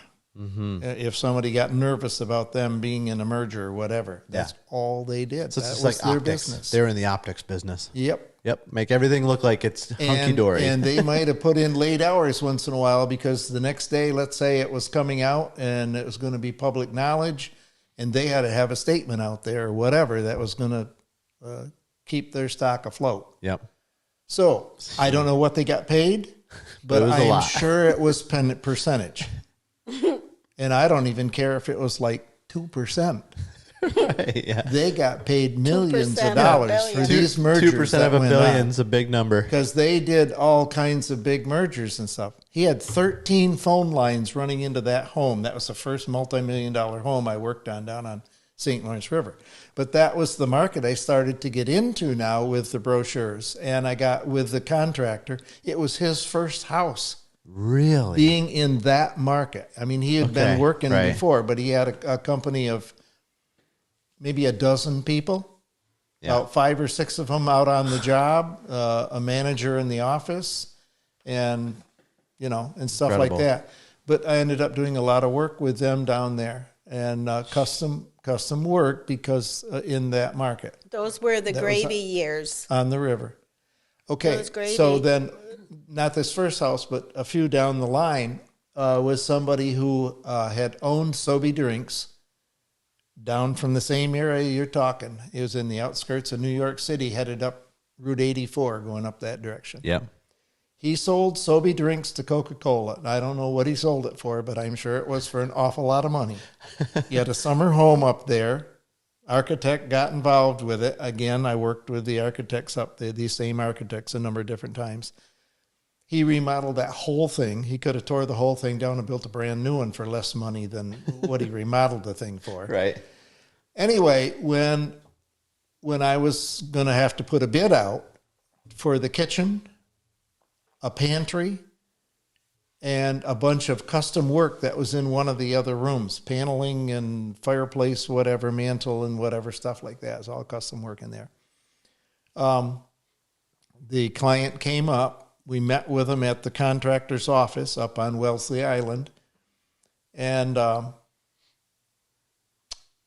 Bill, who was the office manager, had told me, he didn't tell me what the number was, but he said he'd gotten a quote from another shop. In Connecticut. Down in Connecticut for the work to be done. And he said, it is a 6-digit figure. And I put together what I needed to put together and cover my costs. And it was, I would have called it for me, a lucrative business or a job to do. Yep. For about half the money. Yep. For about just a little over $50,000 to do all the work that he wanted done. Yeah. And that was in the 90s. Yeah, and that was when my shop time was $50 an hour maybe for shop time. And down there, easily, it would have been well over $100 an hour for shop time down there. Yeah. Yeah, So- remarkable. So then you became the exclusive for that. Oh, sounds like all the other work is going to be going through you. And anyway, half. Okay, so I gave them this price for $50,000 for all the work they wanted done, and the two of them had to leave to go to something else, and so all that was left in the office was the owner of the construction business and Bill, the office manager. And we got chatting and talking after they left, headed down the road, and it wasn't, I don't know, 10 minutes, 15 minutes, and Steve, the owner of the business, says, "Well, Bill, what do you think? You think they'll take Paul's price on that?" And Bill's like, "Oh, yeah." Yeah. It wasn't about a minute or two after that. The phone rang, and that was them on the road. They were on 81 heading down to Syracuse, and yep, they were going to take the quote. So, Well, yeah, I mean, it didn't take them very long to put the numbers together on that, I guess. Well, too, for a contractor, I mean, however they work their margins too. I mean, if you have suppliers and subcontractors for you that are coming in at those numbers, yeah, then they can kind of make their number. yeah. If depending on how ethical you want to be, I guess. But it's like, well, we told them this price, so now we're going to quote out. Now we're going to quote out everything else, and everything else is Okay, there's another when you use that word ethical. Because the architects that I worked with down there, I learned afterwards that when they get a client that comes to them and is asking to have work done, they do their homework. Mm-hmm. That's the first thing they do. That's what I learned. They go find out who this person is, what kind of money they have, what their assets are. That's what they base their price on. I'm like, I was brought up in Lewis County. I just don't get that. That's the great part about this area, and this is why people leave and they come back, because there's something special about being around here. Yeah, there's a different community here. There's a different base. There's a different holding. I mean, I would say the Holy Spirit has a lot to do with that in a community like this. But it's conservative. But it's and it's very like people actually care about the other people. And when you're in a business in a small town, you can't do that. You know, and Tyson's talked about this with his shop before. He's like, in a small town, you don't upcharge people because insurance is covering for it. Because the first time you do that, word spreads quick, you're out of business. So there is like a good accountability there for sure. But also there's an ethical basis and a community atmosphere here that's I've never experienced anywhere else. And I've been other places. Right. You know, and that's why people come back. That's why I want to raise my kids here. Yeah.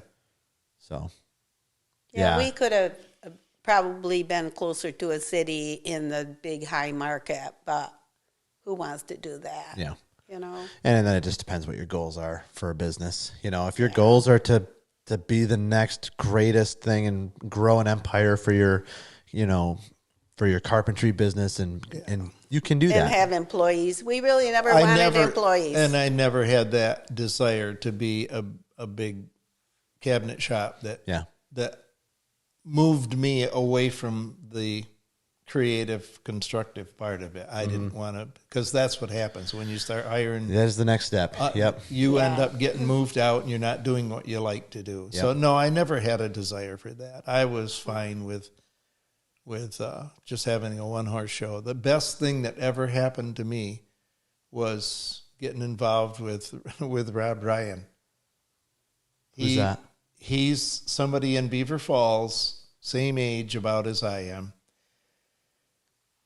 He has a small shop above his garage, so he did little jobs for people. And I never knew him before 20-some years ago, but he would come up to the shop to have something sanded, run through my belt sander and stuff. So I got to know him then, and I got to know what kind of work he did. His job was he was a nurse in the ER at Carthage Hospital. Okay. So he had a 12-hour shift. So it was 3 days you're working, 2 days you're off, 2 days you're working, 3 days you're off. And I just said at one point, he said, "Gee, Rob, I had plenty of work and I could use some help in the shop off and on, and especially installing. And I like to not have not have somebody else install my stuff. I would rather do it for a couple of reasons. Number one, it get out of the shop. I'd rather put my own stuff in. And besides, when people come in and look at somebody's kitchen in or work that's in, they don't ask, ooh, they see something they don't like, and they're like, who installed your kitchen? They didn't ask who built it. They asked who installed it. Right. Right. And so I don't mind getting blamed for anything as long as I'm the one that did it. So I don't want to have something go out. I'd have to have confidence in who did it. But anyway, working with Rob, I call him borderline workaholic. Every day he wasn't at the Carthage Hospital, he'd be up to the shop working, helping me out in the shop. Mm-hmm. So it was kind of fun because there are days when I didn't want somebody else there. If I want to quit and go, I'll quit and go. But if I have an employee, I can't do that. Yeah, right. I did have BOCES come to me different times through the years and ask if I would be interested in having one of the students come and just shadow or work with me in the shop.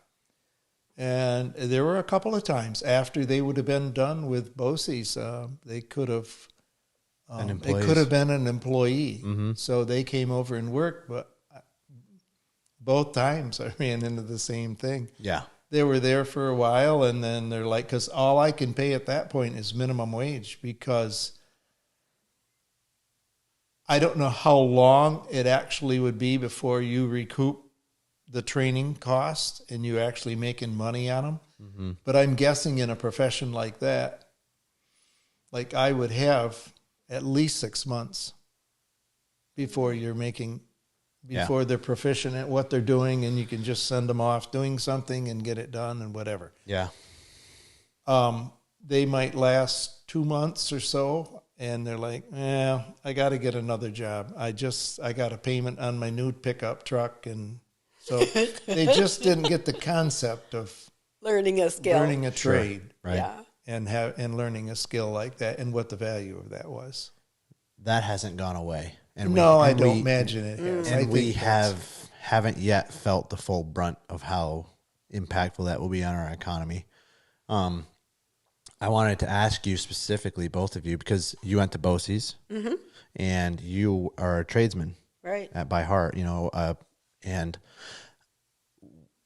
we are so focused on sending kids to higher learning, higher education versus trades, and now we're, at least for a generation, and that has created a shortage. Profound implications. Yeah, right. For sure. Right. And not only that, but infrastructure, contracting, plumbing, electricians, right, carpenters, right, things that are absolutely necessary. Trades. Right. The trades. Yeah.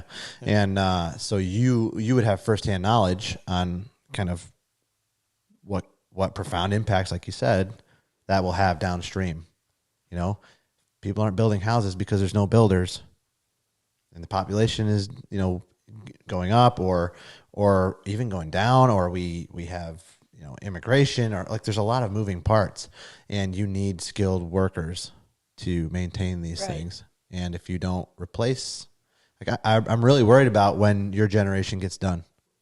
I'm actually worried about that. You have heard that probably from Jordan Peterson. I think Jordan Peterson, I remember him sharing this. Sorry, it isn't him. Comes from Mike Rowe. Yeah, Mike. Yep. Mike Rowe is saying for as trades are retiring out, for every, I'll probably miss this quote a little bit, but it'll get the point across. For every one or two that are retiring out, there's nobody coming back in. I forgot what the ratio was, but you can see the handwriting on the wall. Once that group, they're not being replaced by what's coming back. That's why he's so adamant about trade schools, pushing trades, and getting people into trades. I think, and probably honestly, the best pitch to the young generation for trades is like, you want to make money? Yep. Exactly. Here's how you make money right away. Go learn a trade for 6 months or a year. Yeah. Well, then start working with your hands. Yeah. And listen to the statistics that Mike Rowe would have to speak of. And he's using statistics that are out there of the amount of college degrees that get given out. Boy, it's like 50. Oh, another one who talks about this is Charlie Kirk. Yep, I was going to suggest, 50% don't use their degree. will not use their degree, and they just now have a debt that they've got to pay off. Mike Rowe, I know, had been before Congress a number of times because of Congress wringing their hands about what to do with the however many $1 trillion debt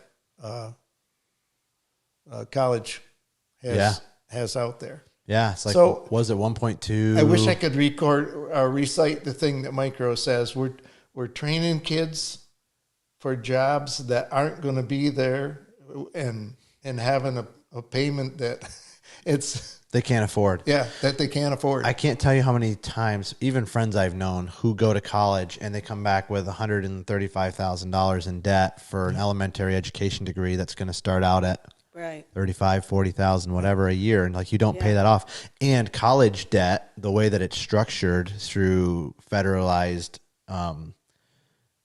subsidization, is it doesn't go away when you die.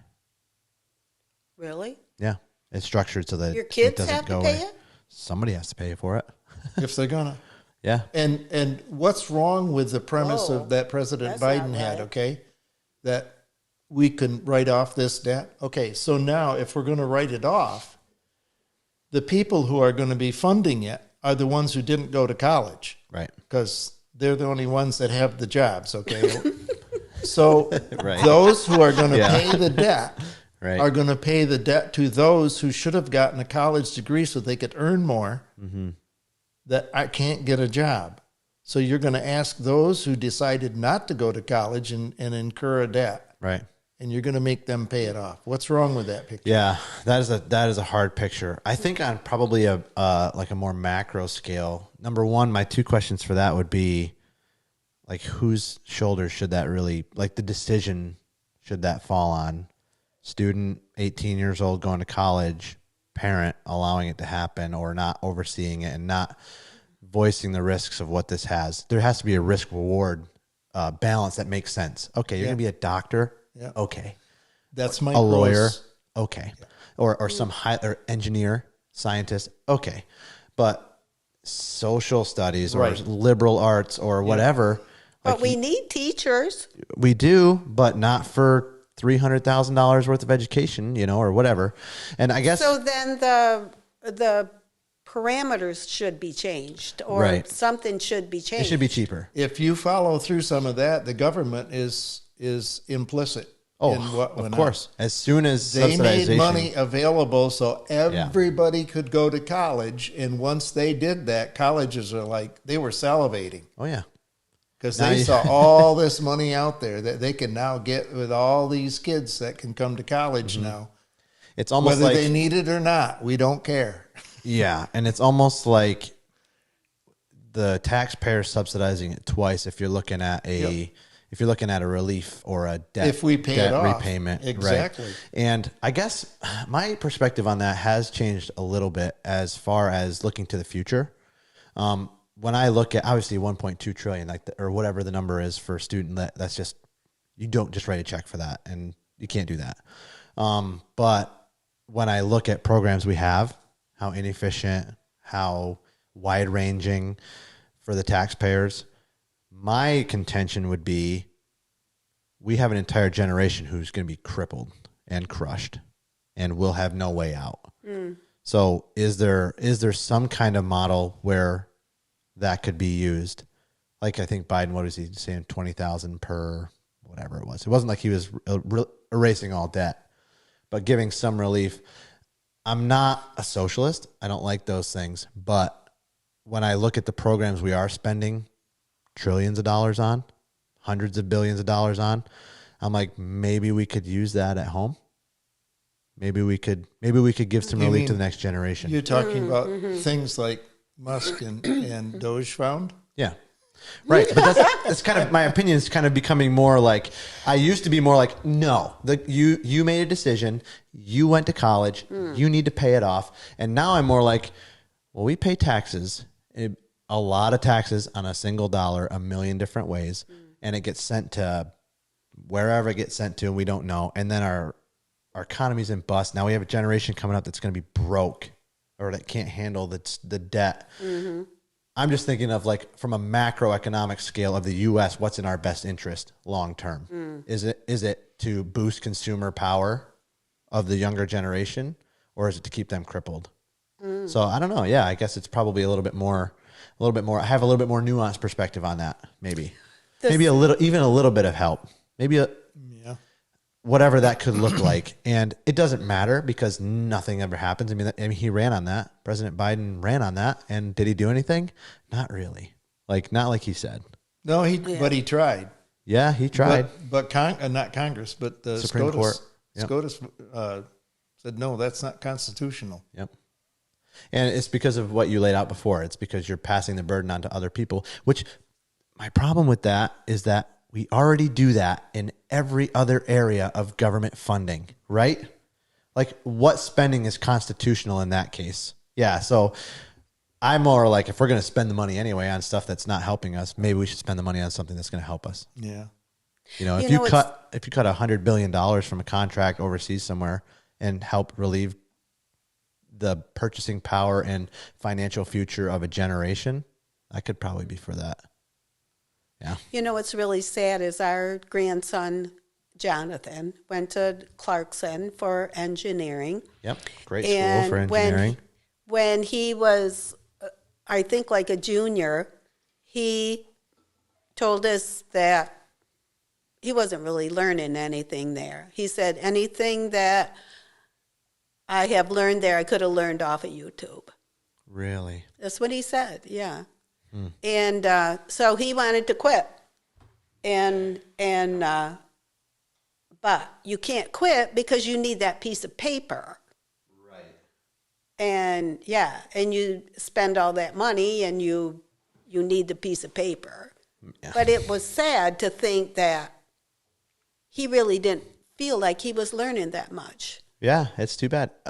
Information now is like, in my opinion, there could be an argument for online education versus universities, period. Yeah. And like Jordan Peterson's trying to do that with Peterson Academy, and different people are trying to do stuff like that and make the cost like $500 a year or something like that. YouTube and ChatGPT and Google and everything, if you want to learn something, yeah, you can learn it. It's not that hard to learn it. Right. If you want to do it. YouTube will give you instruction by instruction. Yes. How to build a house. Yes. Right? And yes, or how to learn how to do plumbing. Yeah. And you don't need to go to trade school. So as universities' stock should be decreasing, then you would think. I remember hearing this scenario from somebody probably a couple of years ago when you talked about how important it is for the trades and what's happening in the imbalance in the whole construction industry, period. Yeah. There was a contract, and it was a major, big contract down in a mid-Atlantic state, coastal state down there. It was all being held up because they could not get subs out for all of there were just not subs for the trades part of it. Right. All the rest of it was there, but the trades they just didn't have the numbers. The manpower and the numbers, because trades were starting to get, and that was like, as far as negotiating and demanding prices. Mm-hmm. Yeah. And there's only going to go up unless somebody starts going into the field and flooding the market. There's going to be a demand for it. The crazy part about that is now the value of that trade goes up. And I absolutely don't blame an electrician at all for charging $75, $100 an hour, whatever. If that's what the market is, then be smart about your business. Yeah. Mm-hmm. And it's not like to me, it's not a greed thing as long as it's not like $100,000 bid for a $50,000 job, whatever. Yeah. And the trades have to work as a bigger industry themselves to sustain You know, and even themselves. that, they were probably covering it. It's just that their cost of doing business where they were at is that much more. Yeah. Shop price, that's what shop price was down there. Yeah. I can make a living, I guess, with shop price less than that here. Yeah. Because of the market we're in up here. So I guess I'm not even saying that, you know, that was necessarily that fraudulent. I do think it is when somebody looks at the client and decides based on how much wealth they have, Yeah. That's different. how they're going to price out their Yeah. their product. The truth is like the economics in Connecticut are very different than here. Wages are different. Everything is. Income is different. So Yep. it's absolutely could be the case that Yep. that is just going right there. You know, like when we moved here, we were renting in an apartment, my wife and I, before we moved, that was more than 3 times our mortgage now. Whoa. So that's exactly what you're talking about. So Yep. if your expenses are a lot higher, then you need to make more money. You need to make Right. more money. You have to charge more money. Yep. That's just Right. basic economics. Yep. But okay, so I think I would be remiss if I didn't touch on before we go the work that you guys do for disaster relief. Can you talk a little bit about that? Well, we probably first got, I've always enjoyed doing disaster work, if you will, whatever, no matter what church I attended. And I always kind of wanted to, once we were attending the Mennonite church, we wanted to be involved with Mennonite Disaster Service whenever we could. What precipitated the winters was one awful bad winter, I guess, because Lisa's concept at the end of the winter was, what can we do to get out of these winters? And that was at a point when I was just going to turn, I was only 61 in the fall. I'd be 62 in January. And we decided to get involved with the RV program that Mennonite Disaster had. The RV program, like a traditional site for RV or for Mennonite Disaster Service, would be not always, but typically it'd be a FEMA declared disaster, whether it was a tornado, hurricane, you name it, flooding, whatever. Once FEMA was in there, MDS would go in and probably have a presence there in recovery. And basically, MDS is looking for the ones that fall through the cracks. They're the ones that just aren't going to make it if they don't have some help. Otherwise, if you had insurance, if you have other means to recover, they would probably not take those jobs. And these would all come from the long-term recovery committee, which always has to get in place once a disaster happens within an area. So the other part, and that traditional site would be where MDS has to go in, and this would be their initial mode of operations or footprint.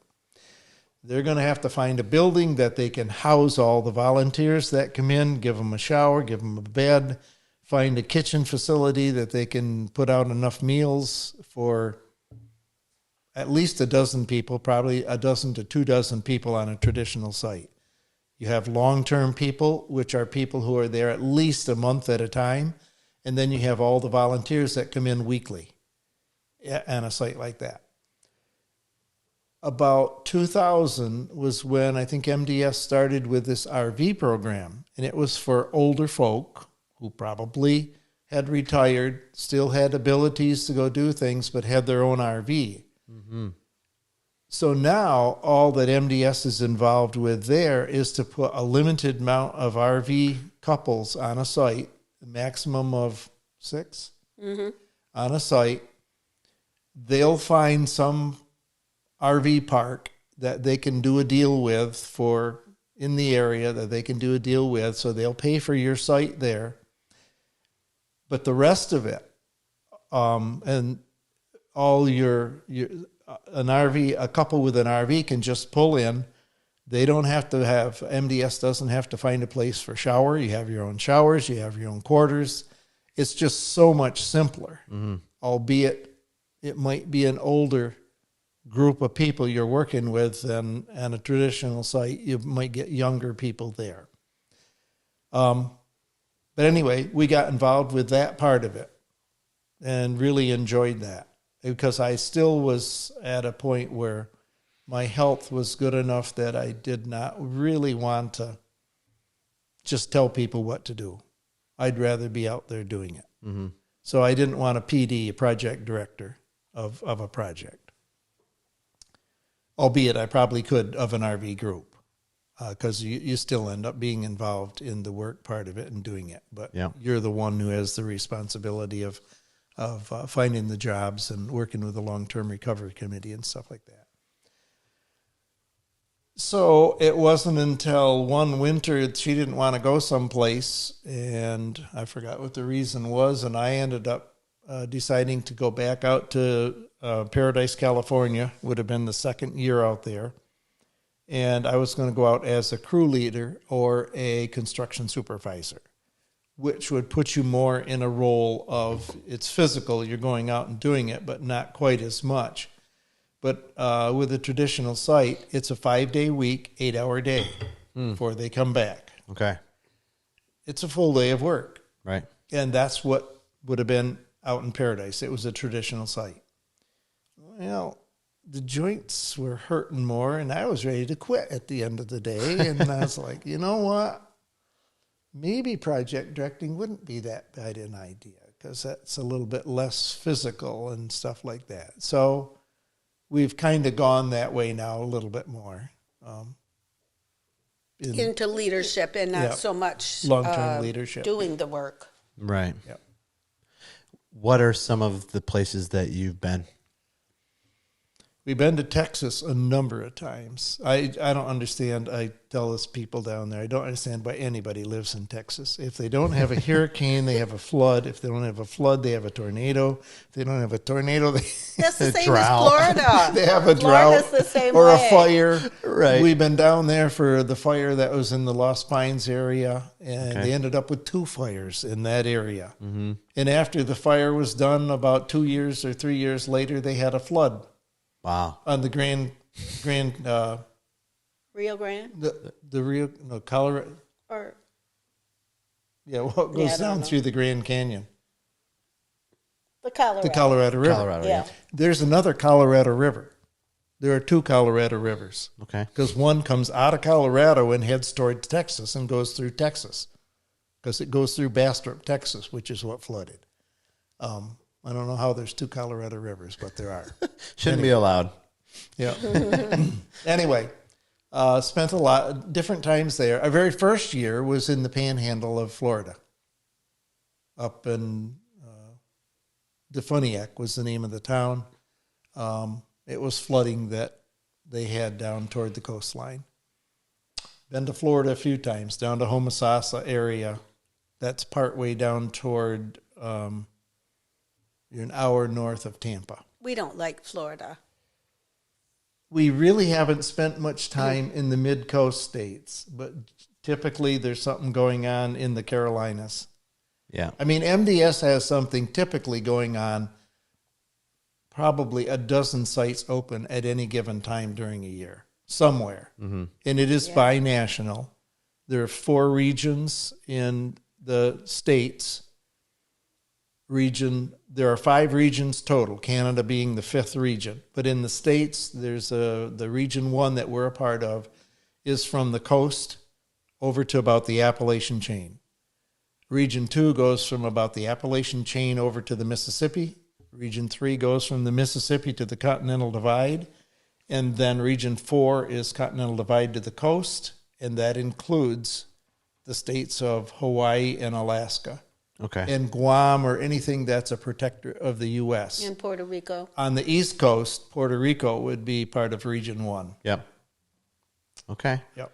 We went several times to Paradise, California, where almost the whole town burned in Paradise, California. It made national Up in news the- all over. You mean like just recently? Or you mean this is a 4 while years back? ago. What was the wildfires that just happened out there? 2018 is when that happened. That was Paradise Valley. Oh, No, it's What was the ones that just happened like this past spring? you're down L.A. area. Oh, Okay. in Pasadena. Palisades. Palisades. Palisades? It could be. Yeah. There's a number Paradise, of Palisades, Pasadena. communities that are all part of Yeah. the greater Okay. L.A. area. Okay. Yeah. Yeah. MDS will be going to Pasadena this fall and winter. To rebuild, Yeah. There were 4 or 5 fires right? Yeah. around L.A. I think A few of the fires we will not be doing much in there because they're multi-million-dollar estates that are in Hollywood, whatever area. Yeah. But away on the east side, going to Pasadena and up toward when you start getting into the mountains again, that is an area that will probably have a footprint there. Okay.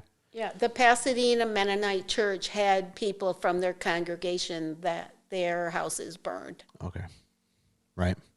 Yeah. Unbelievable to watch some of that footage, even more recently, like toward LA. Yeah. And it's no amazing. water. It's kind of a problem. Reservoirs that weren't up during a dry season, really? With winds that they knew were coming. Yeah. Right? It's It's a little strange. The okay, so what would be some more notable ones for each of you? Like Well- that you remember impacted you in a deeper way? You mean the location? Yeah. Or devastation. the people? The people. Yeah, for sure. well, the people always impact you. Right. When we were in California, in Paradise, we were building this house for this elderly man, and they're all kind of in shell shock or trauma. And so you have to be really careful what you say to him. But he was at the site one day when they were building, and I said to him something about the fire, and he said, I stood on my back porch with my water hose and tried to put the fire out for as long as I could. And then he decided that he had to leave. So he said, I remember putting my cat in the car and putting cat food in the car. And I remember thinking, well, I'll just grab an old blanket because I don't want to take my good blanket because I'll probably just be gone a day or overnight in case I have to sleep in my car overnight. Yeah. And homes aren't just buildings. No? Like that's a house. Homes are No. different. And there's memories and identity that all goes into Yeah. your home. Yeah. And so it's like you said to be traumatizing. like be careful about what you say. Like the last thing you want to say to somebody is like it's just a house, Yeah. No, you don't say right? that. Yeah. Yeah. No, because there's an emotional connection to the building for a lot of reasons. And you hear stories like that for this past fire too. Like my kids took their first steps in that home. Right. Yeah. Or stuff like that. Of those that are impactful, though, yeah, definitely, I would say Paradise would have been one of them. Because when we got there, the fire was in 2018, and for many reasons, but MDS didn't have a footprint there until we went to help set up. We were a couple of people who were asked to go out and initially set up a site out there for MDS, and that was in 21. Wow, 3 years later. That was 3 years after the fire. And so most of the cleanup had been done. If I put a percentage on how much of the town was gone, probably 3/4 of the town. And it wasn't like it was there was a downtown, if you will, but it was not urban, really. It was more rural. Where's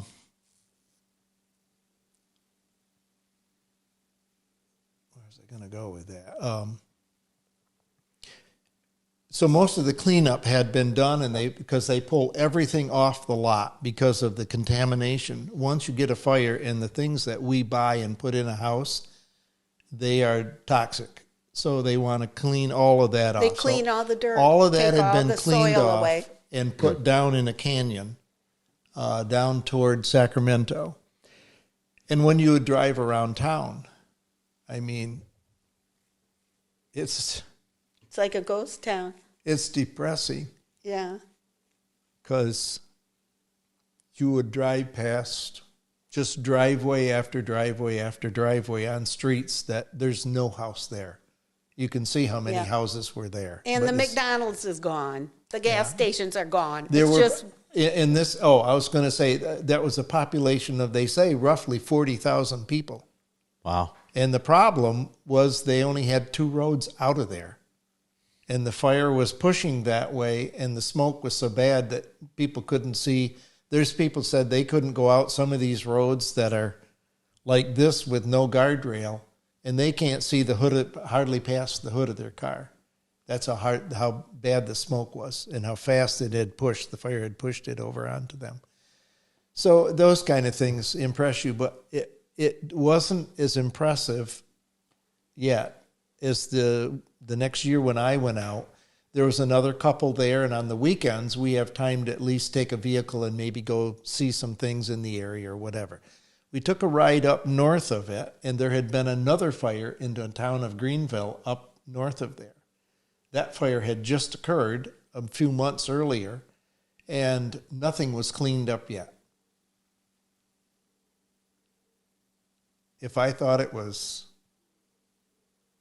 depressive going through looking at driveways that didn't have a house there, nothing had been cleaned up yet here.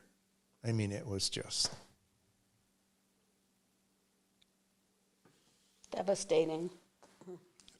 Yeah. a war zone. Yeah. I do feel Best way you sometimes- can describe it. Yeah.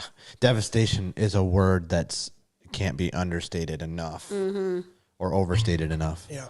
It's complete destruction, and I'd be interested to hear, because it sounds like you've been to floodings and fires and hurricanes and tornadoes, and they all have their own problems, Yeah. Yep. right? Yep. Like with flooding, it's a completely different problem than, It is. than a fire. Yes. And there's 2 kinds of flooding. There's fast flooding and there's slow flooding. Because in New York State, when Irene came through, we went down to Prattsville, and that's a town built up in the Catskills that are down in where you'd build a town, down where the stream is. But when you get that kind of rain and everything comes down through, I mean, I looked at one of the houses, many of the houses, but one of them, it was like a 3-story Victorian house, and it was so eroded around the outside, washed out. The whole house was tipping over sideways. It was not salvageable at all. But it had, from where the sidewalk was and where the road was, what it had ditched out on the side was a gully that was easily 8 feet deep.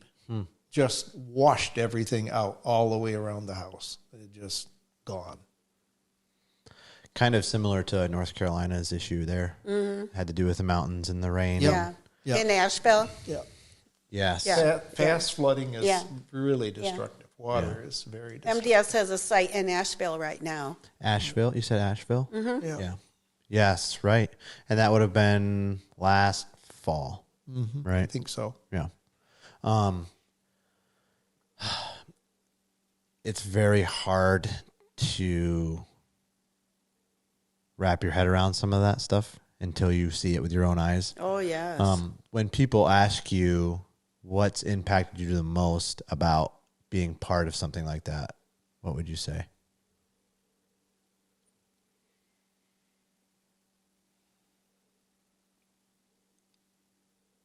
I don't know. It's the relational part that you end up getting to know people. Yeah. We've made on a personal level, yeah, really. we've made a lot of good friends. And Mennonite Disaster Service is a very well-oiled machine. It is. It has its act together. It really does. I guess because it's been an organization for how many years now? I forgot. It started in the early 50s Yeah. with a Sunday school class out in Kansas. Yeah. But it is so well organized of what's going to happen when, and if you have a question of how to do something. So I have been the office manager, and the resources that I have to look up a question that would just, well, the answer is out there on their website. It is just very detailed, and they've thought of everything. It's just a good organization. With an organization of that scale, you said 12 places in the country at any one time. Yeah. Possibly, or more Yeah. or less or whatever. Like, it's one thing to be well-intentioned, and it's one thing to have your heart in the right place, and it's a whole nother thing to put people where they're supposed to be. Yes. And that is an art form. It is. And Yeah. as soon as you can start to realize people's strengths and put them where they need to be. Oh man, what was the quote Tyson said? I'd have to pull it up. Tyson, my brother, was just on, and he was saying that it's not about just getting people on the right bus. It's about putting them in the right seat. Oh, yeah. And that really is a nice way to put it, because if somebody has a lot of organizational skills but not the personal skills, like, well, then maybe they're in office. They need to run organizations. Yeah. And if That's you're not the PD person, Yeah. yeah. which I'm not so sure I have the good skills that way necessarily. But I'm okay working with people and handling people. Right. But, yeah. Yeah, good leadership. just- That's what good leadership looks like, right? Like you kind of facilitate opportunities for people to strive on their own, and then oversee that the best that you can. Because I would assume that most people at the top of organizations aren't experts at everything in their organization, Right. And Right. there's just no way to be that, Right. Right. And it is an absolute art form to be able to identify people in their skill sets and in their passions, and allow them to have autonomy in that. Like that is right. And you hear stories of this over and over again from people who have been any given length of time involved with MDS, that you get people on jobs numerous times that there's somebody else involved in it, a higher person than people who are there, because you can talk to a lot of project directors that, like, they'll have an issue of some expertise they maybe need at a particular time on a particular job, and sure enough, volunteers that come in the next week have somebody that's just the person there. The experiences I had this last winter over in Maui, I was real impressed with the help that came over there. We'd have 10 people every 2 weeks, and that would change over to another 10 people later. And some of what we were doing over there, each of these units that were for temporary housing had a mini split. There's a lot of mini splits being used now for heating and for air conditioning. Mm-hmm. So that was a small Daikin unit that had two heads. One went in the living quarters part, the other went in the where the mini kitchen and bathroom were. I didn't know if we'd get anybody to help out with that, but I knew that Family Life Center was doing this whole project with donated money. They did not want to take FEMA money. They did not want to take state money. They didn't want to take county money. because they knew that strings are attached to it and they can't use the stuff that they might want to use this property for later on. Yeah, the freedom. There's just not the freedom, right? Yeah. So they were doing it all with private money, private donations. And so all these Daikin units that got to be put in, I think they got a price from a company over there, and it was going to be at least $1,000, $1,500 to install each one of these units. They had 88 of them to put in. Whoa. So when we were in We're talking Maui, a lot of money. maybe you should explain, we were doing temporary housing in little, like, mini houses, This project, tiny houses. yeah, this project was temporary housing that a church over there, a big mega church, had decided to have a response to the fire at Lahaina, and they were going to try to put together, because housing was of a premium, finding places for people to go once they lost their home. And so that's what this project was about. It was 10 acres. They were going to have 16 pods, and each pod is a community center surrounded by 5 or 6 units, family units. So there'd be 16 of those. And all of those units, of course, all had to have all the KD furniture, knockdown furniture, comes in a box that all had to be put together and put up. Then at some point, we would even get into having to frame up places, the community centers, sheetrock, insulated sheetrock, put the floors down, do the kitchens, the mini kitchens, whatever. It was all this stuff to do as we progressed down through. Where a contractor had been in there to start, but they couldn't afford to keep them there because it was... They ran out of money. They ran out of money. Mm-hmm. So anyway, I would have never thought I was going to get somebody with the skills to do these Daikin units. Well, about the second or third group that came over, we broached the subject. Does anybody have the knowledge of HVAC to be into that kind of project to be able to do? And there was somebody who was comfortable with it, familiar enough, and we were able to convince those who are in charge of it over there, Richard and Ozzy, if they would explain to them what has to be done or whatever, or if they already knew enough that they could just help out the knowledge in it. And so they worked on, I forgot how many he worked on the day, and there were a pair of them he put together to help facilitate the physical part of boring the holes and putting pipes together and stuff together to put it in. And before it was done, I had 3 different groups that had somebody in those groups that would work on that. So it was this first one. Next one that came, I think, was more knowledgeable actually than the first one. Ended up going back through the first one, checking out the units and making sure they didn't have any leaks in the compressor system so that they were ready to go. And the final guy that I had over there, that's what he worked on. Mm-hmm. Funny how that works. The Lord provides. Yeah, that's what he did for a living. Yeah. And he went back through all of them, got them all fired up, ready to go, and even did another, I don't know, by the time we were done, we probably had done 50 of those Daikin units. Got them up and running and ready to go for the air conditioning. Yeah. Wow. Yeah. Yeah, so when you see God work in the real time, that's pretty encouraging. Yeah. You know? Yeah, it is. It just gives you confirmation for what the work that you're doing. That's good work, and it's needed. And another thing that struck me, and I think I shared that with that I wrote up after we got back. Just one of the long-term people with MDS wanted me to just write up something about my experience, our experience over there.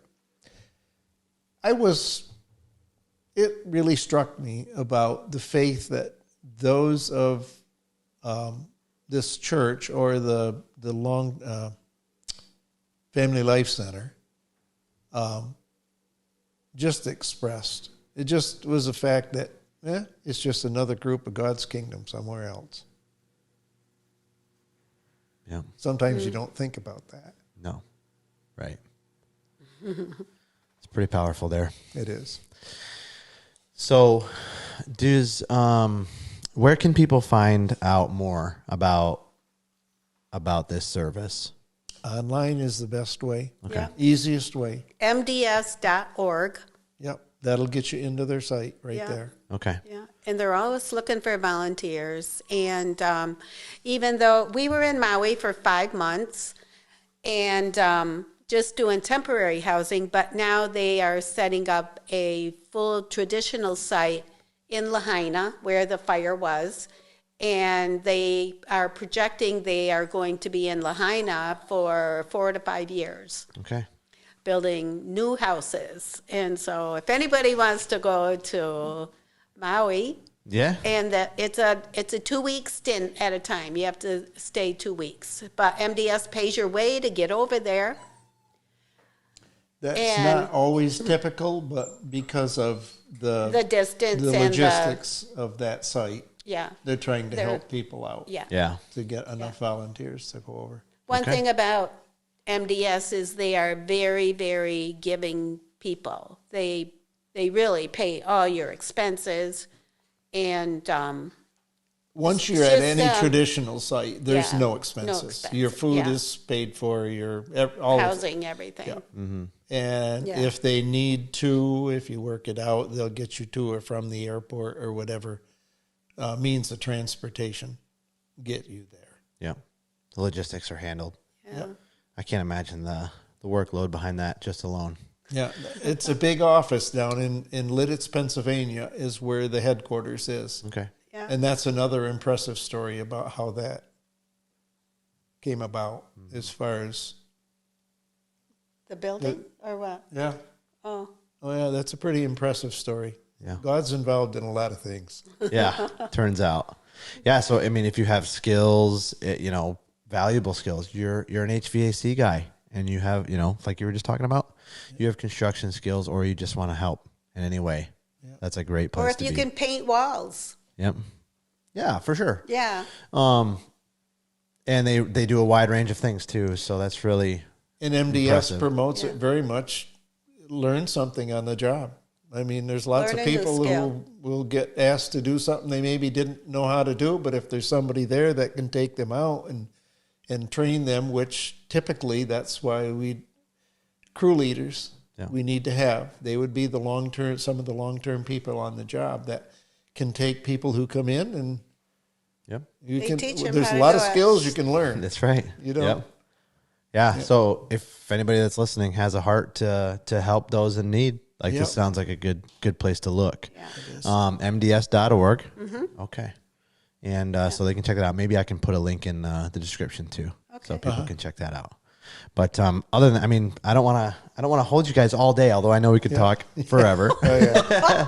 This has been really great, and I appreciate your time, it's been fun. and I hope it's been enjoyable for you, Yeah. and I hope people get a lot out of it as much as I have. So, all right, anything else? So.